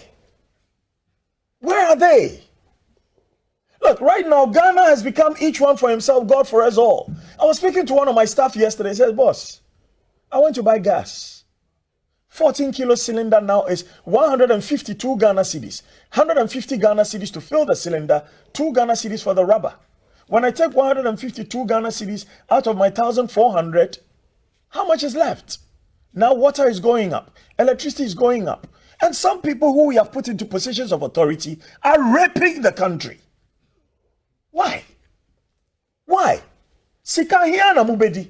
You are leaving it for your children, and your children know you are doing this, and your children will come and tell other people's children that mo papa and mo bra, because you were stealing from the people. So those people whose parents did not steal from the people will be suffering. And your foolish children will come and tell those children, mo papa and mo bra. They be, mo papa in Riesika. What is this? And nobody wants to talk about it. Because if you talk about it, they'll impoverish you. Hey, Masa. Obi Nkunwa. Wow. If nobody kills you, you die your own natural death. When we are calling for the termination of the appointment of Ken Ofori-Atta, we are not just saying it with words. We also start negotiations with Parliament to expedite the action on the vote of censure, because Parliament has initiated the steps already. We just don't want the finance minister out. We also want the finance minister to be arrested. You have seen how his companies has overtly benefited from all the mess that he has driven this country to. Anywhere in the world, the finance minister will be in jail by now. Anywhere in the world. To that effect, that we want the finance minister to be arrested. We don't only want him suspended. We want him arrested and prosecuted for all the mess that he's put this country through, for all the suffering he's put all of us through. Today, all of us can barely breathe because of the recklessness, the fiscal recklessness of Ken Ofori-Atta. We know that all throughout the processes from 2017, even till date, from 2018 and 2019 and 2020 and 2021, the Honorable Ken Ofori-Atta no longer works with Databank. And all transactions that has been involved, which they have been transaction advisors, has been made public. Parliament is aware, even with all records. And so the continual influence from some media practitioners to want to make the government unpopular I think that we need to be able to set the record straight. The Honorable Ken Oforiatta is not working with Databank. Databank is an already established institution in this country. Right, so you've been listening to some people who have been commenting on their grievances with the finance minister, and in fact, and one of his deputy, whose companies they have shares in, I think that's the correct way to put it, companies they have shares in have been parts of the, Eurobond processes and make a profit, so to speak. And so you've been listening to Kwesi Che Dakwa, KKD, is popularly known. And then you also heard from Asepa. Then you heard from Palgrave Boache of Databank. You see, I think he's in government now. He's working as he's not of Databank. He's working in government in the position of advisor or spokesperson on security and some other matters. Let me begin with Professor Lord Mensah. What do you make of these sustained accusations? These accusations have been made for a very long time. Even on this platform, people have made it, but it does appear that KKD has accentuated it and has attracted the finance ministry issuing a statement to clarify what the situation should be. Yeah, thank you very much. I will take this back to our constitution and how the finance ministers are appointed. Now, there's a huge gap in our constitution as to what we can determine as conflict of interest. For me, if you leave me, we should look at some of these, our laws, and make them dynamic. Our laws are so fixed to the extent that when things change, we are not able to act in a way to reflect what is on the ground. Now, if you look at what is happening on the ground, clearly, Ken was an owner, and at a point, the same as a manager, which we normally use in the literature, we call it owner-manager. So he's an owner at the same time a manager. But then when he became a finance minister, he says, fine, I'm no more a manager again, but the ownership is still in there. And even if it's not a direct ownership, there's a history, an attachment to that company. And if you leave me, I will say that even to appoint a finance minister, we shouldn't have anybody who has had a history with the financial space. Samson, do you know how, we had problems with our banks? The banks at a point in time, every bank you pick in this country, you will get a board member who has worked at Bank of Ghana before. So ex-Bank of Ghana official, who has a strong tie with, the bank, which, effectively can help in a way to maneuver or have access to funds that supposedly the banks are not supposed to have. So effectively, we have problems as far as, our constitutions are, concerned and how we appoint, The constitution has been made in such a way that, there's a kind of a belief which put all Ghanaians to behave rationally. And I can tell you that as far as human beings are concerned, you always get the irrational ones. So in order to avoid some of these things, I would have looked at it this way. Let's not appoint any finance minister who has worked with, a bank before, who has, interest in the financial space, be it historically or currently. So it has to do with the gap. So, Prof, experience doesn't matter, and some of these people, they come with a certain personality, that even helps, you know, your management of your finances. You see, there's a difference between managing a public finance and then managing a corporate finance. The restrictions that you have at the corporate level, it's not the same as the public space. The public space, you have the accessibility, you are public, spender. In the end, you have control, which sometimes can go in excesses. So over there, you look into the box very well.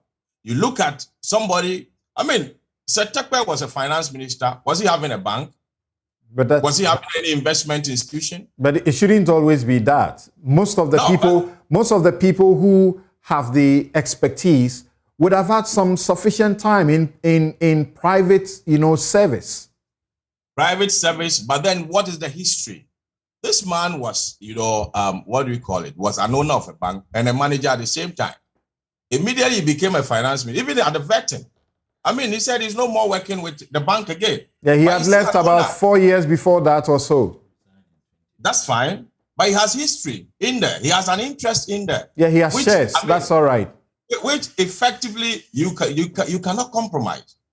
At the end of the day, we shouldn't overlook some of these basic things when we are making appointments. That is what I would say. So you say you blame it on the Constitution. I don't understand that. If you can explain, because the Constitution in Article 284 says that a public officer shall not put himself in a position where his personal interest conflicts or is likely to conflict with the performance of the functions of his office. That is when he's a rational being or a rational agent occupying that office. At the point where he becomes irrational, what do? So there's a huge gap in that regard. And I can tell you that let's look back into our Constitution and then look at how we can change some of this open statement, which at the end of the day, people are taking advantage of it day in and day out. And in the end, is costing the country big time. And so for me, for a finance minister to stand in between a transaction, a company that he's related to, a company that he has ties to, and then at the end of the day, that company serving as a financial advisor, in a way, it won't control, the kind of borrowing we do. At the end of the day, we're going to grow to a point where the country would develop what I call, a bond maniac to bond issue. Because when the bond is issued, that is when you're going to get, that kind of fees on it to keep, his company going. So in the end, let's look at the Constitution. And then if we are appointing an officer, we make sure that the officer's history to maybe any of the financial institutions or investment institutions will not be less than 10 years. Some say that we may get into a situation where the best qualified will not show up to take up these jobs, because even if their resignation will not be enough, and that by resigning, we still insist that their companies will not participate in businesses that they have been known to do all the time and for which we have seen their expertise and call them into government, then we will not have the best people joining government to help. Martin, what do you say? The legal issues certainly are also important, but people are raising other matters. They say, for example, let me read to you this and then get your comment. Dr. Lloyd Amoah of the University of Ghana says that the defense of the Ministry of Finance is heavy on verbiage and misses the conflict of interest question. If you are linked to companies and leave and get into a position of influence, it is prudent to keep your former company out of any dealings involving you directly or indirectly. The merit argument cannot wash, given the history our republic's political economy. You cannot, for example, stack the cabinet fully with only your relatives simply because they merit it. It is these same Forked tongue and immoral politicians who turn around and want and have institutionalized presidential tickets made up of an Akan and another, usually minority ethnic group. In such an instance, they conveniently forget their dodgy, frothy, dubious merit principles. Politics as a way of making otherwise intelligent folk completely insane. Inane. In our republic, peculiarly interest-blinding politicians has a very long, sordid history. We ought to pay attention. Yes, Martin. Yes, Sam. Good. We need to go a bit into the history, okay, of this whole bond market specialist where Ofori-Atta has taken advantage to make about 160 million for his company, Data Bank. We need to go a bit into the history. But before then, let me say clearly that I subscribe to the view that the politicians are also fiduciaries. If you go into the literature out there in governance, there's that debate. In America, they'll say they are not exactly fiduciaries. The British subscribe. So when we say fiduciary, what do we expect? That you will take care of the assets that are entrusted to you as your own. So the question is that if Ofori-Atta was taking care of the bonds that we are raising as his own, would he be giving his own company the opportunity to trade and to have made 160 million by this time? I see an absolute no. But Sam, that's just a tip of the iceberg. Let's go into the history of this matter. Look, let me tell you something. I bounced the explanation with an industry player. You know why he said? He laughs, quack, quack, quack, quack. He just laughed and said, Martin, you're a small boy. You don't understand what's happening. Point number one. Look, Black Star Securities, Edu Buahin's company, had next to zero market share at the time they were made part of this whole bond, acquisition and sale process. Let me repeat. You see, this is what happened. In 2015, under the previous regime, they had the Ghana fixed income market, okay, where Strategic African Securities, that's Togbe Afede's company, Stanbic Bank, and Barclays were the joint book runners.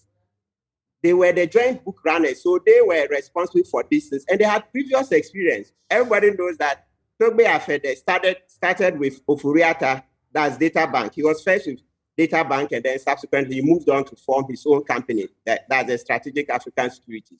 So these were the companies, Strategic African Securities, Stanbic Bank, and Barclays. They were doing these trades, okay, and advising government. 2015. Their tenure ended in 2017. Then Sam, please let viewers listen to this carefully. When their tenure ended in 2017, then Ofori-Atta as finance minister, they reconstituted this team, reconstitution, where they elbowed out Strategic African Securities. They elbowed them out. Everybody knows Togbe Afede has been in this industry for God knows how long. They were elbowed out, and then GCB Bank and Fidelity Bank were brought in. Then Sam, watch the catch. That is when they now also gave the Black Star the opportunity, that's Edu Buahin's company, to also trade. So they had the opportunity to trade up to. So you see that the explanation they gave, it shows 2019, 2020, and onwards. Sam, single question, and I'm daring the finance ministry. They should show us Black Star Securities trading share in 2017. How did they qualify before you come to 2019? They should show us. But Edu Buahin was working here with a very small company in his armpit. I mean, come on, we've seen him before. He was working with the company in his armpit. It was a very small company, next to nothing.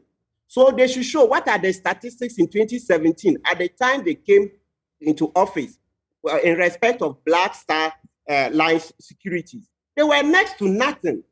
Then, because the joint book runners was reconstituted where SARS was elbowed out, which I think is against the Constitution, Article 35(8). I think, Sam, earlier on, you mentioned the Constitution. So I think the part that the state shall take steps, is that 35(8). Yes, the state shall take steps to eradicate corrupt practices and the abuse of power. Right. Question is, how was Toby Afede's company elbowed out when the tenure ended in 2017? Was it on merit? How did Black Star Line Securities get in? Edu Buahin, Deputy Finance Minister, how did his company get in? So they did that, having muzzled out these people. Then they gave Black Star Line the opportunity to trade and to get a huge market share. Then they now came to the next step and said they are appointing the bond specialist. So by then, Edu Buahin's company has accumulated enough experience and a big market share. So that's how come you see Edu Buahin's company there. And I'm telling you, Sam, on authority, let's go and review what was the profile of Black Star Line Securities in 2017, 2018. Then you will see. So look, the industry players just said that, look, Martin, this paper, this explanation from Ministry of Finance, dated 1st June 2021, they said throw it in the dustbin. The guy laughs, he said, you guys, you are small boys. You are just ignorant. We are ignorant. So, Sam, you see, we don't know. We are just scratching at the surface. We don't understand. Look, the other things I was taking through, then I saw that, look, this is a mafia game. Complete mafia game. The other things I was told, I don't think there's time to go through that. But the key thing, if anybody is doubting it, 2017, what was the profile of Black Star Line Securities? Edu Buahin, Deputy Finance Minister, his company. What was it? Okay, so you can't do that as a state. Right. And Oforiata at the helm. So when you say you don't see conflict of interest, you don't see breach of, I mean, when I say you, not you, Sam, of course, you are a strong advocate that we should stop these things. I'm talking about, is it Pelgrave Boachi Dankwa? He had the temerity to come and give that explanation. Pelgrave Boachi Dankwa should tell that to the Marines. We are not kids. Or they think that we cannot go and ask industry players, look, Sam, I beg you, do one thing, Joy FM, you owe us one thing. Organize a full session for the industry players to come and educate Ghanaians. Then you will see the thievery. Then you will see the thievery. As Gabi said, sole sourcing is what? Thievery. And that's practically what was done in this case. Because before they reconstituted the thing in 2019, what was the profile of Black Star Line Securities? All right.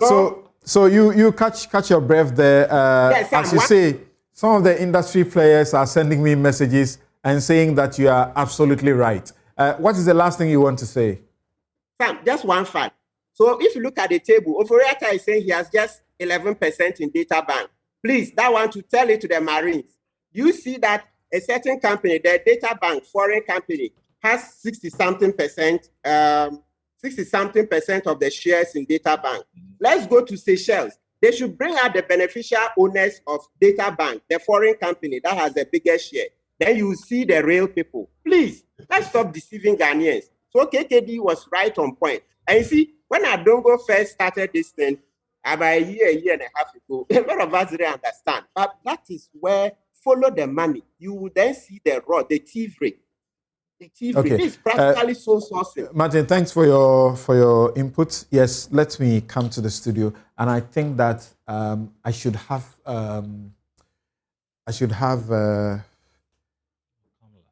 you speak last. Yes. Okay. So my learned senior had dealt with the bulk of the matters, but you see, like they always say, the devil is actually in what? The details. Is that what the point is? My senior Martin says that, look, if you go to the records will show that, yes, it's true, the NDC brought the issue of the Ghana fixed income market in 2015 and appointed 3 joint book runners. Barclays, now called ABSA, Stanbic, and the third SAS. In 2017, this 2-year contract came to an end. At that time, Ken Ofori-Atta had assumed the position as Ghana's finance minister. Now came the point of reconstitution of the book runners. Now catch it. For the first time, data bank was introduced into the... Please, relax. For the first time, data bank was introduced into the conversation as a non-bank financial, company involved. So 3, Blaster Brokerage, who owns it?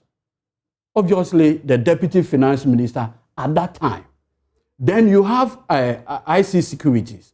Then you have, of course, Data Bank as the non-bank. Already remember that there are some banks that were doing it even under the previous. But like my senior pointed out, SES were elbowed out. Now, if you look at the numbers, and that is where you begin to see the abuse of power, the issues of money, as alluded to by KKD. Look, in the year 2017, if you pick the numbers, you notice that on the buy side, there is always a buy and sell side of the bond market. On the buy side alone, Data Bank was doing over 100 million Ghana cedis on the buy side. If you look, Blaster had 0 million Ghana cedis. They were not at all. So in 2019, you notice that Data Bank now moved, catch it, from 100 million to 1.25 billion Ghana cedis on the buy side alone. Now, this is where it becomes tricky. For the first time, Blaster, that had just come in, now moved from 0 million Ghana cedis to 843 million Ghana cedis, bonds that they traded alone. Then in the year 2020, Data Bank now moved from the 2,700 million to now 1.58 billion Ghana cedis bonds they are trading. Now Blaster, that had 0 in 2017, now moved to 1.95 billion. 1.95 billion. That is the volume of bonds that they traded. So if you look at just the statement released by the ministry, you will not get it. It is when you go to the bond market itself, that is when you begin to see the activities of these two companies. And incidentally, the owners of these two companies are the principal managers of the economy. One thing that we need to ask when it comes to a conversation about conflict of interest, in 2019, that was where for the first time, the Ministry of Finance created what is now known as the bond market specialist. It never existed. Now, when the Ministry of Finance created this whole portfolio arrangement, they then contracted 3 companies, IC Securities, Blaster Brokerage, and Data Bank. Who employed who? So the finance minister, who is a beneficial owner of the shares of Data Bank, employs his own company as a bond specialist to himself, decided the fee to be paid to Data Bank, and now pays Data Bank after work. What more is there to conflict of interest than this? Now comes his deputy, now elevated to the status of, a minister of state in charge of the finance ministry, Charles Dubois. He has a company called Blaster Brokerage Advisory Services. It is 95% owned by Blaster Holdings. Blaster Holdings is owned by Charles Dubois. 5% of the shares are owned by his brother, Christopher Dubois. So 100% of Blaster is owned by the Dubois. Look at... So his resignation doesn't matter? It did, because they are the beneficial owners. But you know even what is even more shocking? Senior, I want any Ghanaian listening to me today to do a request for information to the Registrar General and find out whether the finance minister, by reason of the New Companies Act, had even been filing his beneficial owner filings to the Registrar General. None whatsoever. Charles Dubois has not equally done so. So as we speak, on the books, they are still the holders of those shares. How do you know that? We have done our own work. You know, he came to Parliament and lied. So we're preparing a perjury thing against him. And so we had to do our searches. It is shocking what these two individuals within the finance ministry have basically done. You made an information request for information, and you got these answers when? We got these answers in 2021. 2021. And nothing had been. So you would not know by now. No, I'm monitoring. Don't worry.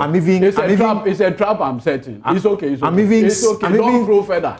I'm even asking this on the basis that what you are saying is taken for granted, because you don't show us the proof of what you have done. Okay, so when he came before the appointment committee of parliament, he raised certain issues, and I do not want to disclose my client.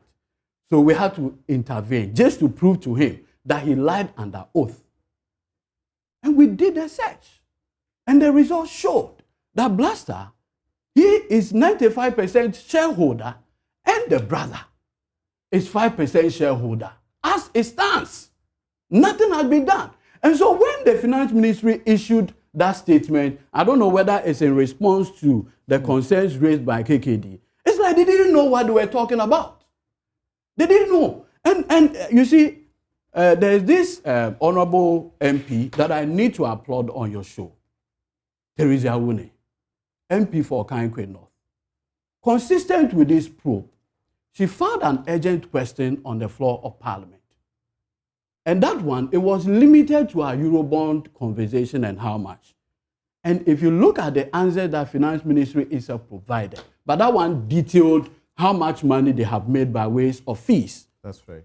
And from all indication, Data Bank alone, if you look at the commission, is over 158 million Ghana cedis.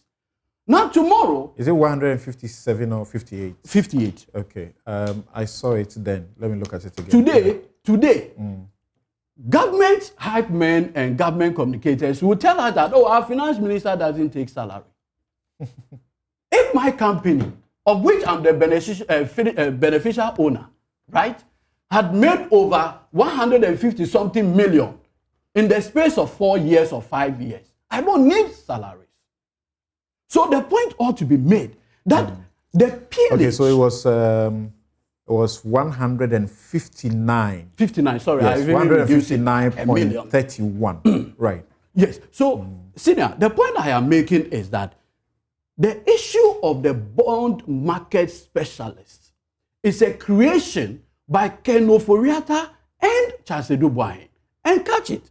For the first time, they recruited themselves, companies that they are beneficial owners of the shares, to become bond market specialists. And you know what the bond market specialist does? They basically like they are wholesalers of the bonds. Then once they get the bonds, they will now sell it to the auctioneers, the what you call retailers. And so they make the money and they buy the bonds at a discounted rate and now sell it and make money. Look. Well, what do you say to the President fact Akufo-Addo, before then, President Akufo-Addo, I remember in his inauguration, made the point that if you want to make money, government is not the place to make money. Go to the private sector. He had been saying that even before the inauguration. And I've made the point that, Senior, if Ken Oforiatta, for instance, had remained in his private sector and is taking advantage of the situation to make his money, I have no problem. Do you think sincerely that it is fair that before their government took office, they were in this business? Of course, if you take a Black Star brokerage out because of the genesis that you and Martin have given, okay, that they were in this business.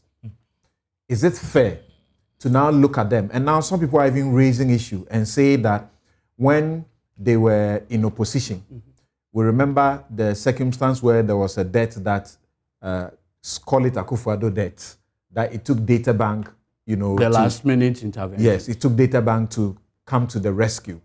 That the president clearly, is seeking to get these people to recoup a sort of recoup. Spent on him. Yeah. Is it fair on the basis of the fact that they had been doing this all along before they won power? You see, the conversation is even beyond the question of fairness, if not the criminality. Because like Senator Martin pointed out, This is Gabi Asore-Chudakun likening sole sourcing to stealing. How did these three companies, and remember that let's ignore that because it hasn't changed. The sole sourcing still goes on. When they were in opposition, they insisted that sole sourcing is a way to steal. But unfortunately, they've come and they are still sole sourcing even cathedral projects. But you see, the point I'm making is that the question of the bond market specialist, Data Bank had never been a bond market specialist. It's a creation of 2019. So what? Okay. So the question of fairness let's hear from is the John point now. that his role as a finance minister, the person in charge of our, the public finances of this country, and you say Lord Mensah raised is it Lord Mensah, Dr. Lord Mensah? Yes. Raised a very important. I need to dovetail.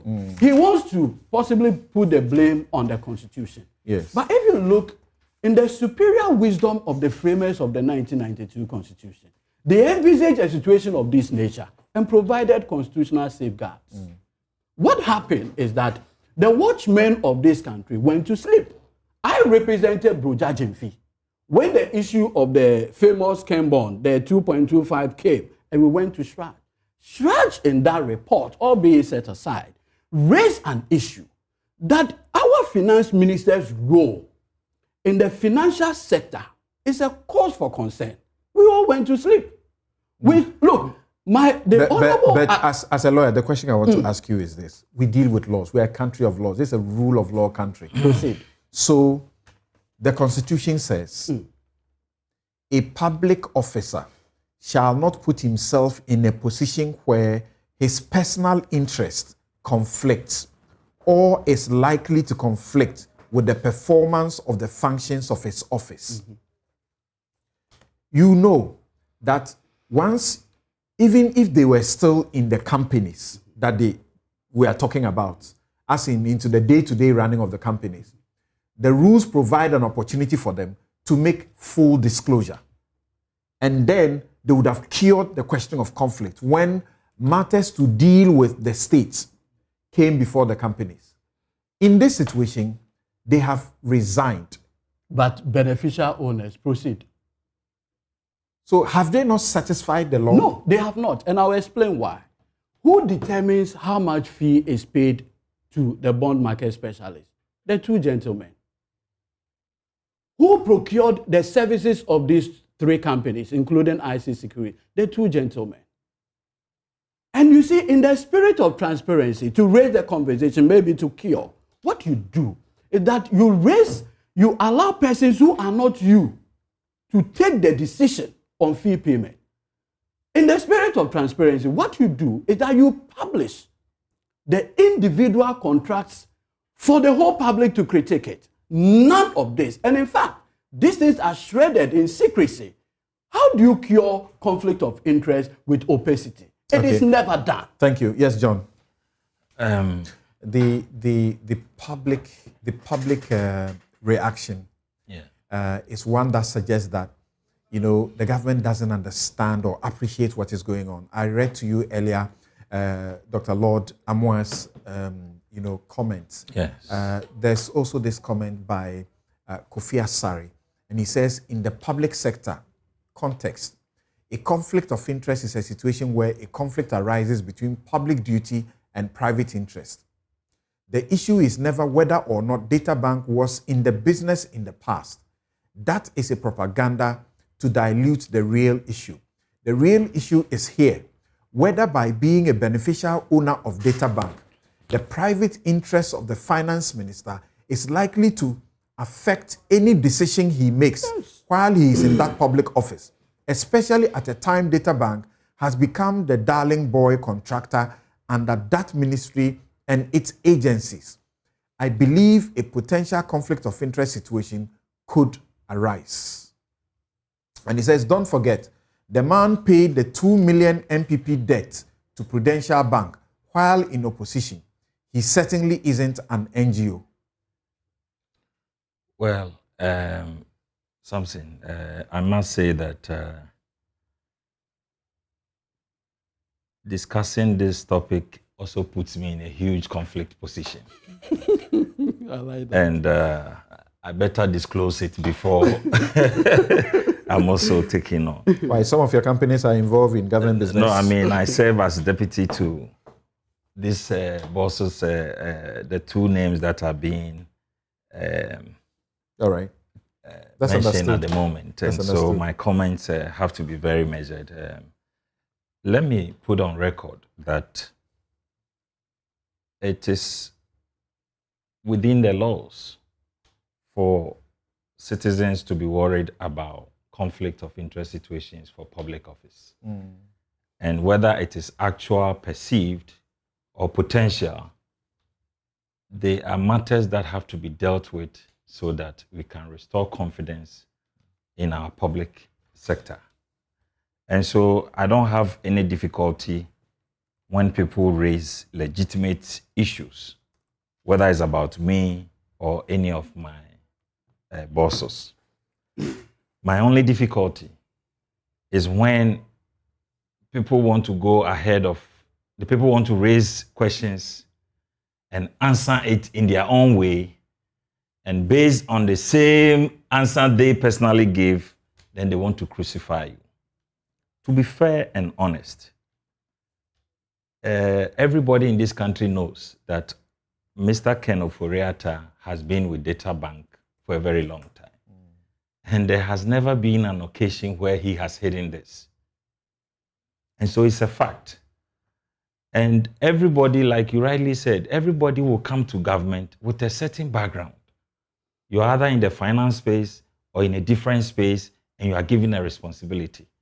And whether coincidentally or by wisdom, before even your appointment is given to you, they want to check your background and know where your expertise are before they appoint you. So in most cases, you are appointed into public services, public sectors, to work in areas where it is perceived that you have certain level of advantage. And so we are going to continue to have people with certain background and linkages and experience in our public services and public appointments. So this will not be the last time. That is why I'll be very happy if we can have this discussion in a very objective level and see how best we can use the law to resolve these matters, rather than calling people names, giving a dog a bad name and hanging it. But with respect to the facts, which I disagree with my friend Eduji. In 2012, Mr. Ken Ofori-Atta resigned from Data Bank, and he made it public. Everybody in Ghana knows he resigned.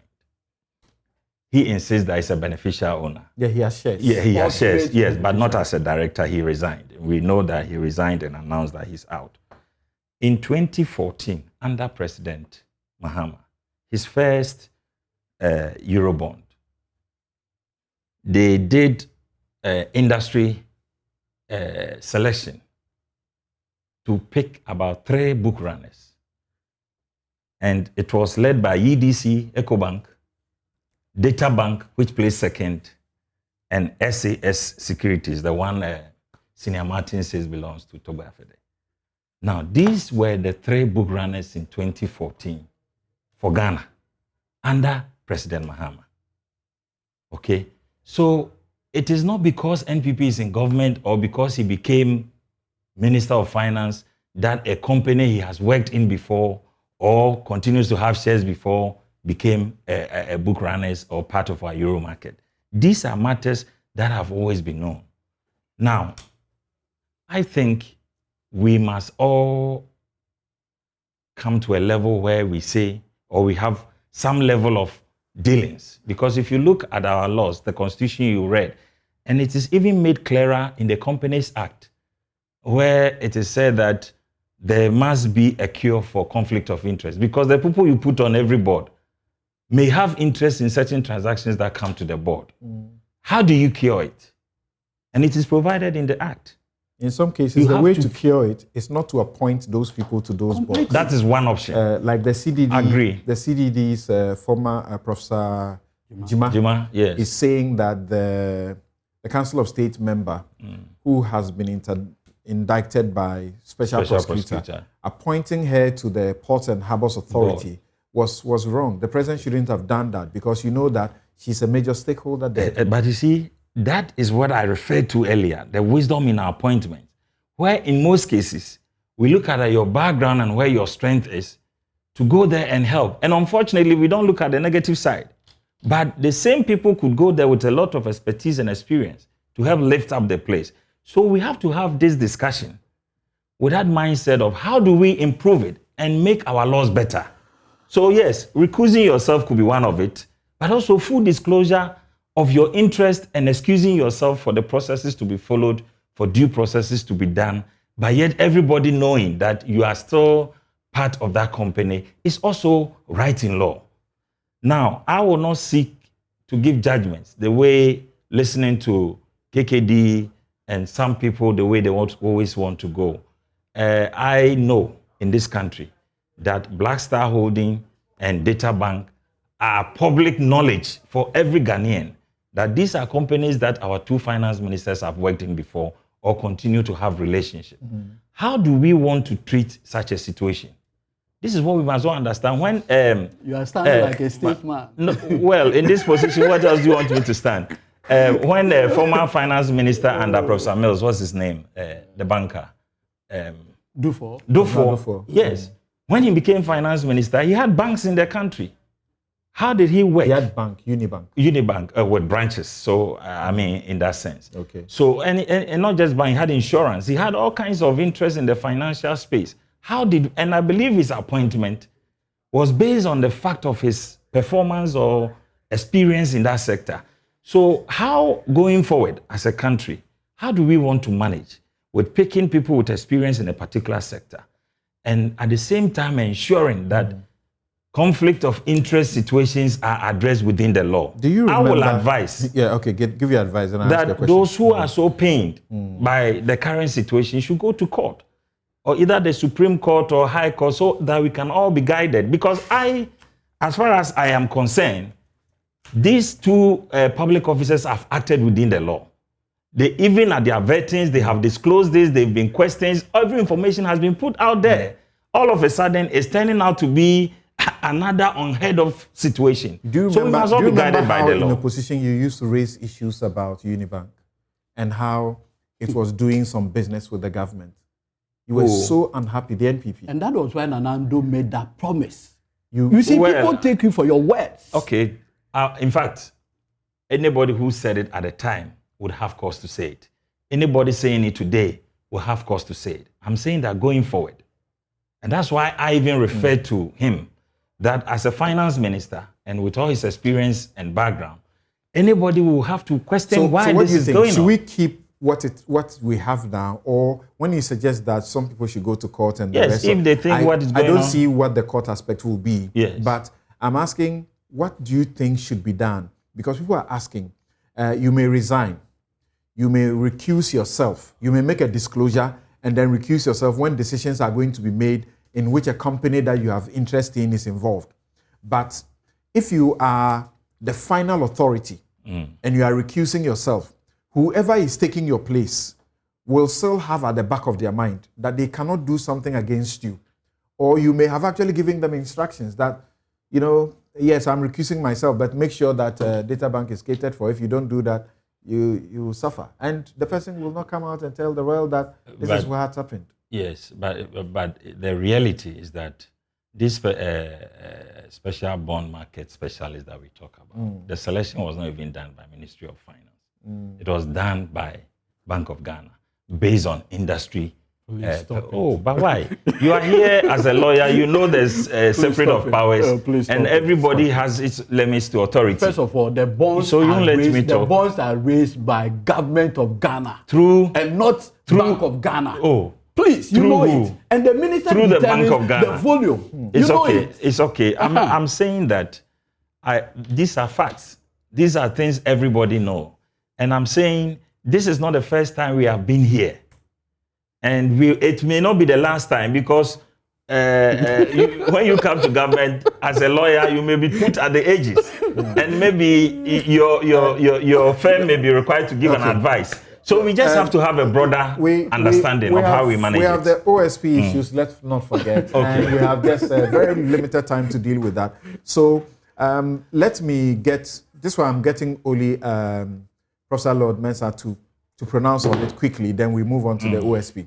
There's a suggestion, including by, I think, Professor Kweku Asare, that let's create the government departments and empower them with the expertise to do these businesses so that you don't have to give it to private companies. If we want to do things, Attorney General's department will do a lot of work for us when it comes to law, the legal things that we need. Nobody has the expertise better than the Attorney General's department.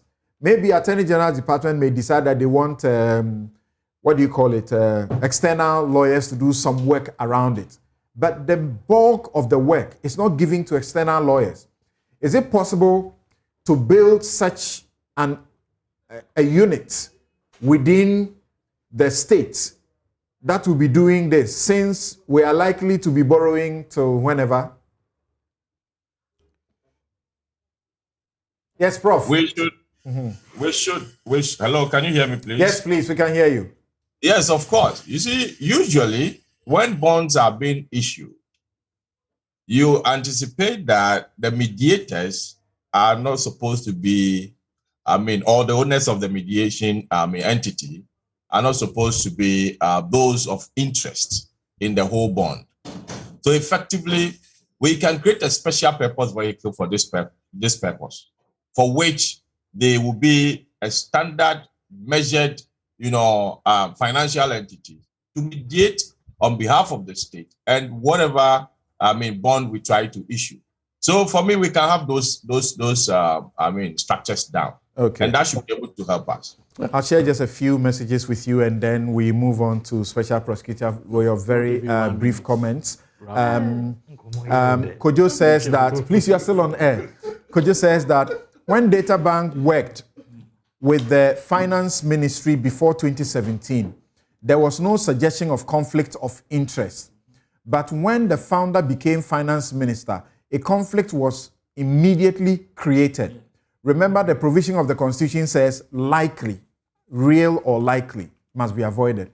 At this point, should Databank still be involved in business with the Finance Ministry?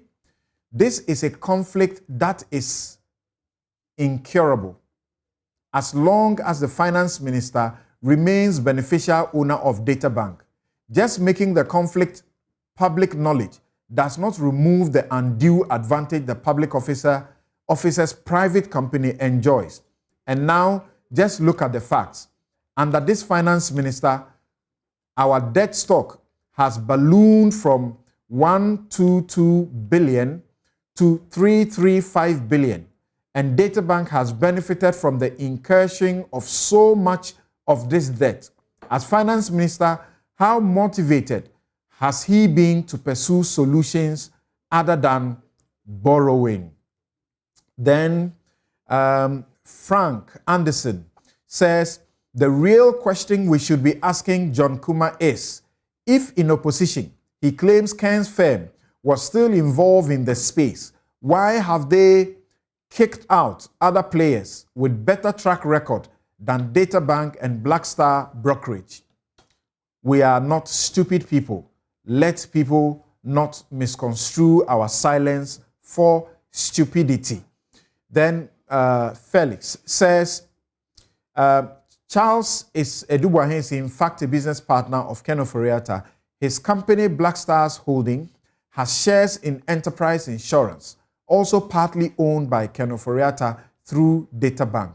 Blackstars Holdings bought those shares from Sanlam Insurance, which is a South African company. PK in Elembele says that, in fact, the effect of the collapse of the banks in Ghana under the government far outweighs how the government is defending their actions. Many jobs were lost. Depositors lost their capital. Many couldn't withstand the shock and died. Today, Nam1 has gone scot-free. No, he hasn't. Could he have done this? Could he have done this in former President Rawlings' regime? Okay, so that is a question you ask to end the message that you sent. Then Asante says,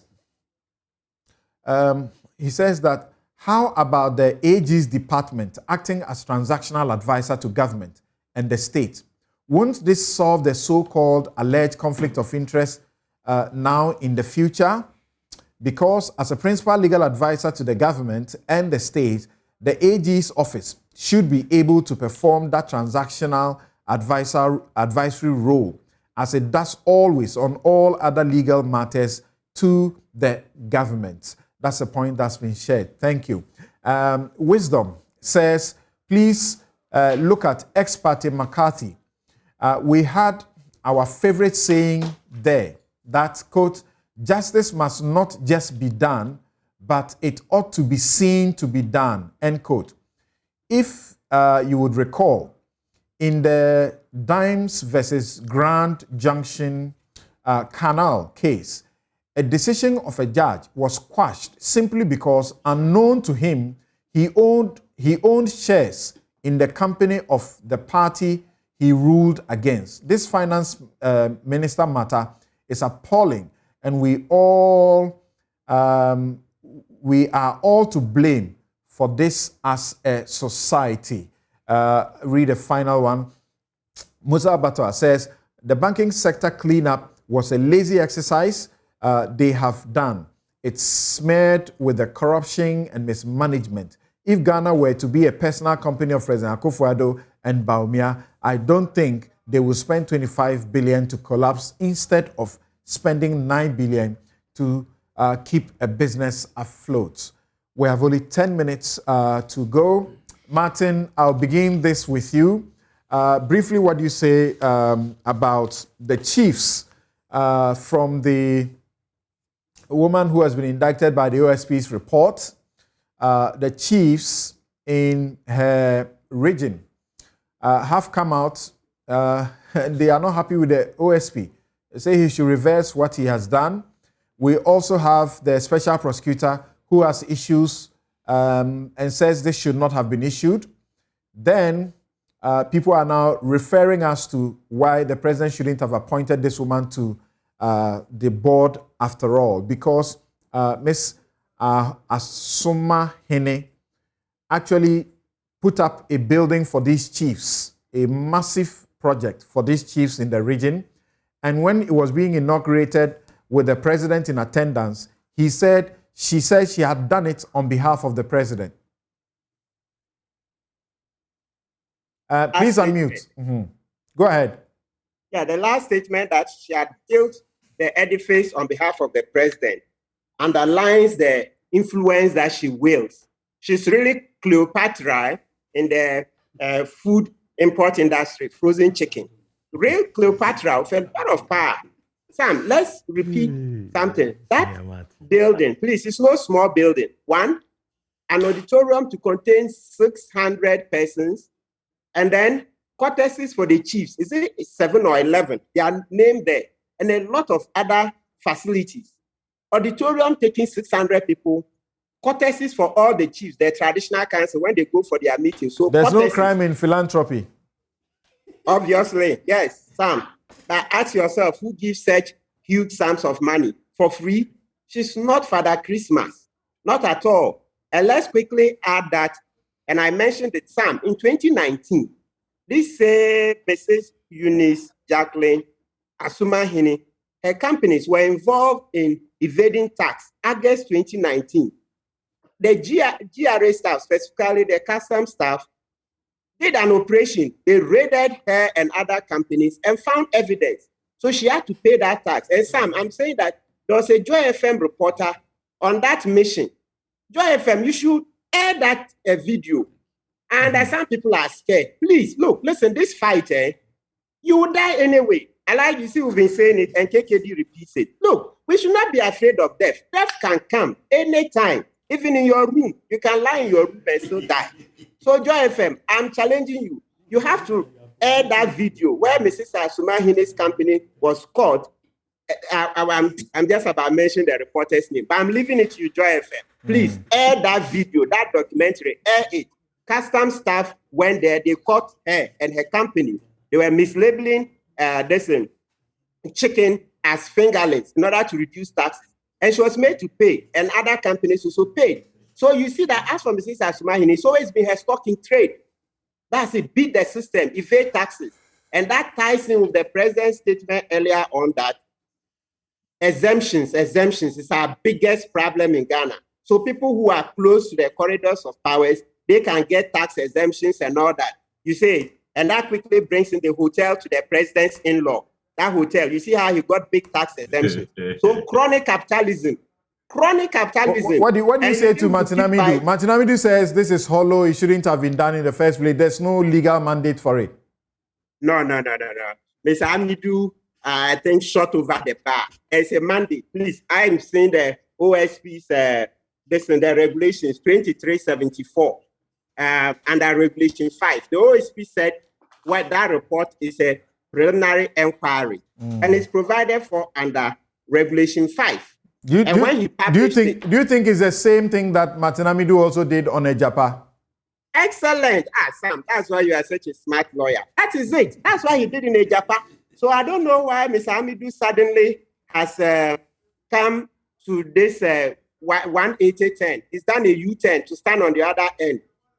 Sam, so I should mention to Mr. Amidu that please, he should go slow. Maybe in case he hasn't seen, on social media, some people are saying that what he's done is beginning to sound more in terms of Konongo Kaya. I'm not supporting it, but I'm just bringing to bear what people are saying. And would be to say a satire police also having the same meaning as Konongo Kaya. Please, I'm not supporting it, but we have to inform him that Uncle, Venerable Martinamidu, we have so much respect for him, but this particular thing, I don't agree with him. All right. Ask yourself, La Bianca, they went there with 6 lawyers. 6 lawyers. Is it now being imputed that the lawyers are not competent? Is that the meaning? They saw it and they paid. So it's been done and dusted. So I don't see how we can now come and say, oh, it shouldn't have been done. Please, we are happy as citizens that the, what do you call it? The OSP. The tax was paid, 1 million. Yes, OSP did that. And it's not just the 1 million. Sam, let's repeat with all the energy we can master. It's not just 1 million that's been saved. But the GRA, Commissioner General, God bless Amishadai Owusu, he wrote that they should stop this discounting. They should stop from November. That's right. And you see, November 2021, he stopped that practice. So it means that it's not just 1 million we've saved, but we've saved millions. Because can you imagine how many hundreds and thousands of containers have come in since then? And also, Sam, let's repeat, a journalist who paid with his liberty, Tamaklo, the publisher of WhatsApp News, he attempted to interview Mrs. Asumahini on these matters. The police hierarchy had him arrested, a very senior police officer, I understand it's even related to Mrs. Asumahini, had him arrested. So Mr. Tamaklo today, OSP has vindicated him. He paid with his liberty because he was arrested and then lost his liberty for a while. Today, OSP has vindicated him. So please, this report, I support OSP. Of course, by all means, it can't be perfect, but this is not one of the occasions that will throw him under the bus. Let's also repeat, Sam, I think that OSP is senior to Mr. Damwa when it comes to public office. OSP carries same terms and conditions as a court of appeal judge. Mr. Damwa is down there. The fact that he counts money, he sees money a lot, doesn't mean he's senior to OSP. So his comment even that I think what's important is that the GRA itself, as in the head of the GRA, says that they respect the OSP's office and they will continue to collaborate with it to ensure that they save money for the state. I had wanted to hear Professor Lord Mensah on this also before we go, but I just ran out of time. I need to let you know that at 12:30 on this network, on Joy Sports, the Joy Sports team have caught a big fish.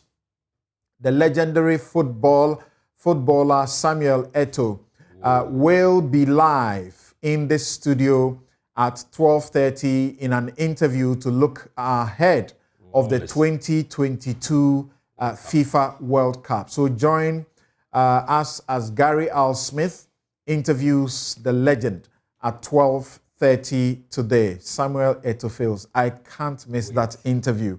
And as always, My outfit is by Habil's Couture. You can find them at a Jeringano Gate, East Legon. You can call them 0200 84 1988. 0200 84 1988. Just a while ago, I was asking, at the start of the show, I was asking Eduji Tamaklu to get me his designer who has been sewing his political suits. Very nice political suits. Thank you. Right. Now, socialist with yes. Who's been doing that for you? Who's been sewing them for you? Max Sterling. Max Stallion. Okay. Yes. And he does it extremely excellent. well. Oh, yeah. Extremely Great. well. As for that, socialist with capitalist. He's not confused. He's not confused. Socialist with capitalist. Yes. Interesting there. Now, my guests have been John Ampontia Kuma. He's a lawyer and he's Deputy Minister of Finance. Martin Pebu is also a lawyer and rights activist. Yes. You know, when I was the legal advisor for the Legon SRC, he was the judicial committee member, and he was terrorizing me with dissenting opinion. And he was the whole president for Kwafu. Not surprising. Myself and John, we're going to partner for the SRC elections. All right. He ran away to be president and left me. All right. Also, we've had Professor Lord Mensah, who is Associate Professor of Finance and Financial Economics at the University of Ghana Business School. Godwin Eduji Kujo Tameklo is lawyer and member NDC National Communications Team. Samson Lardy Anyenini, this has been Newsfile as always. Have a good afternoon.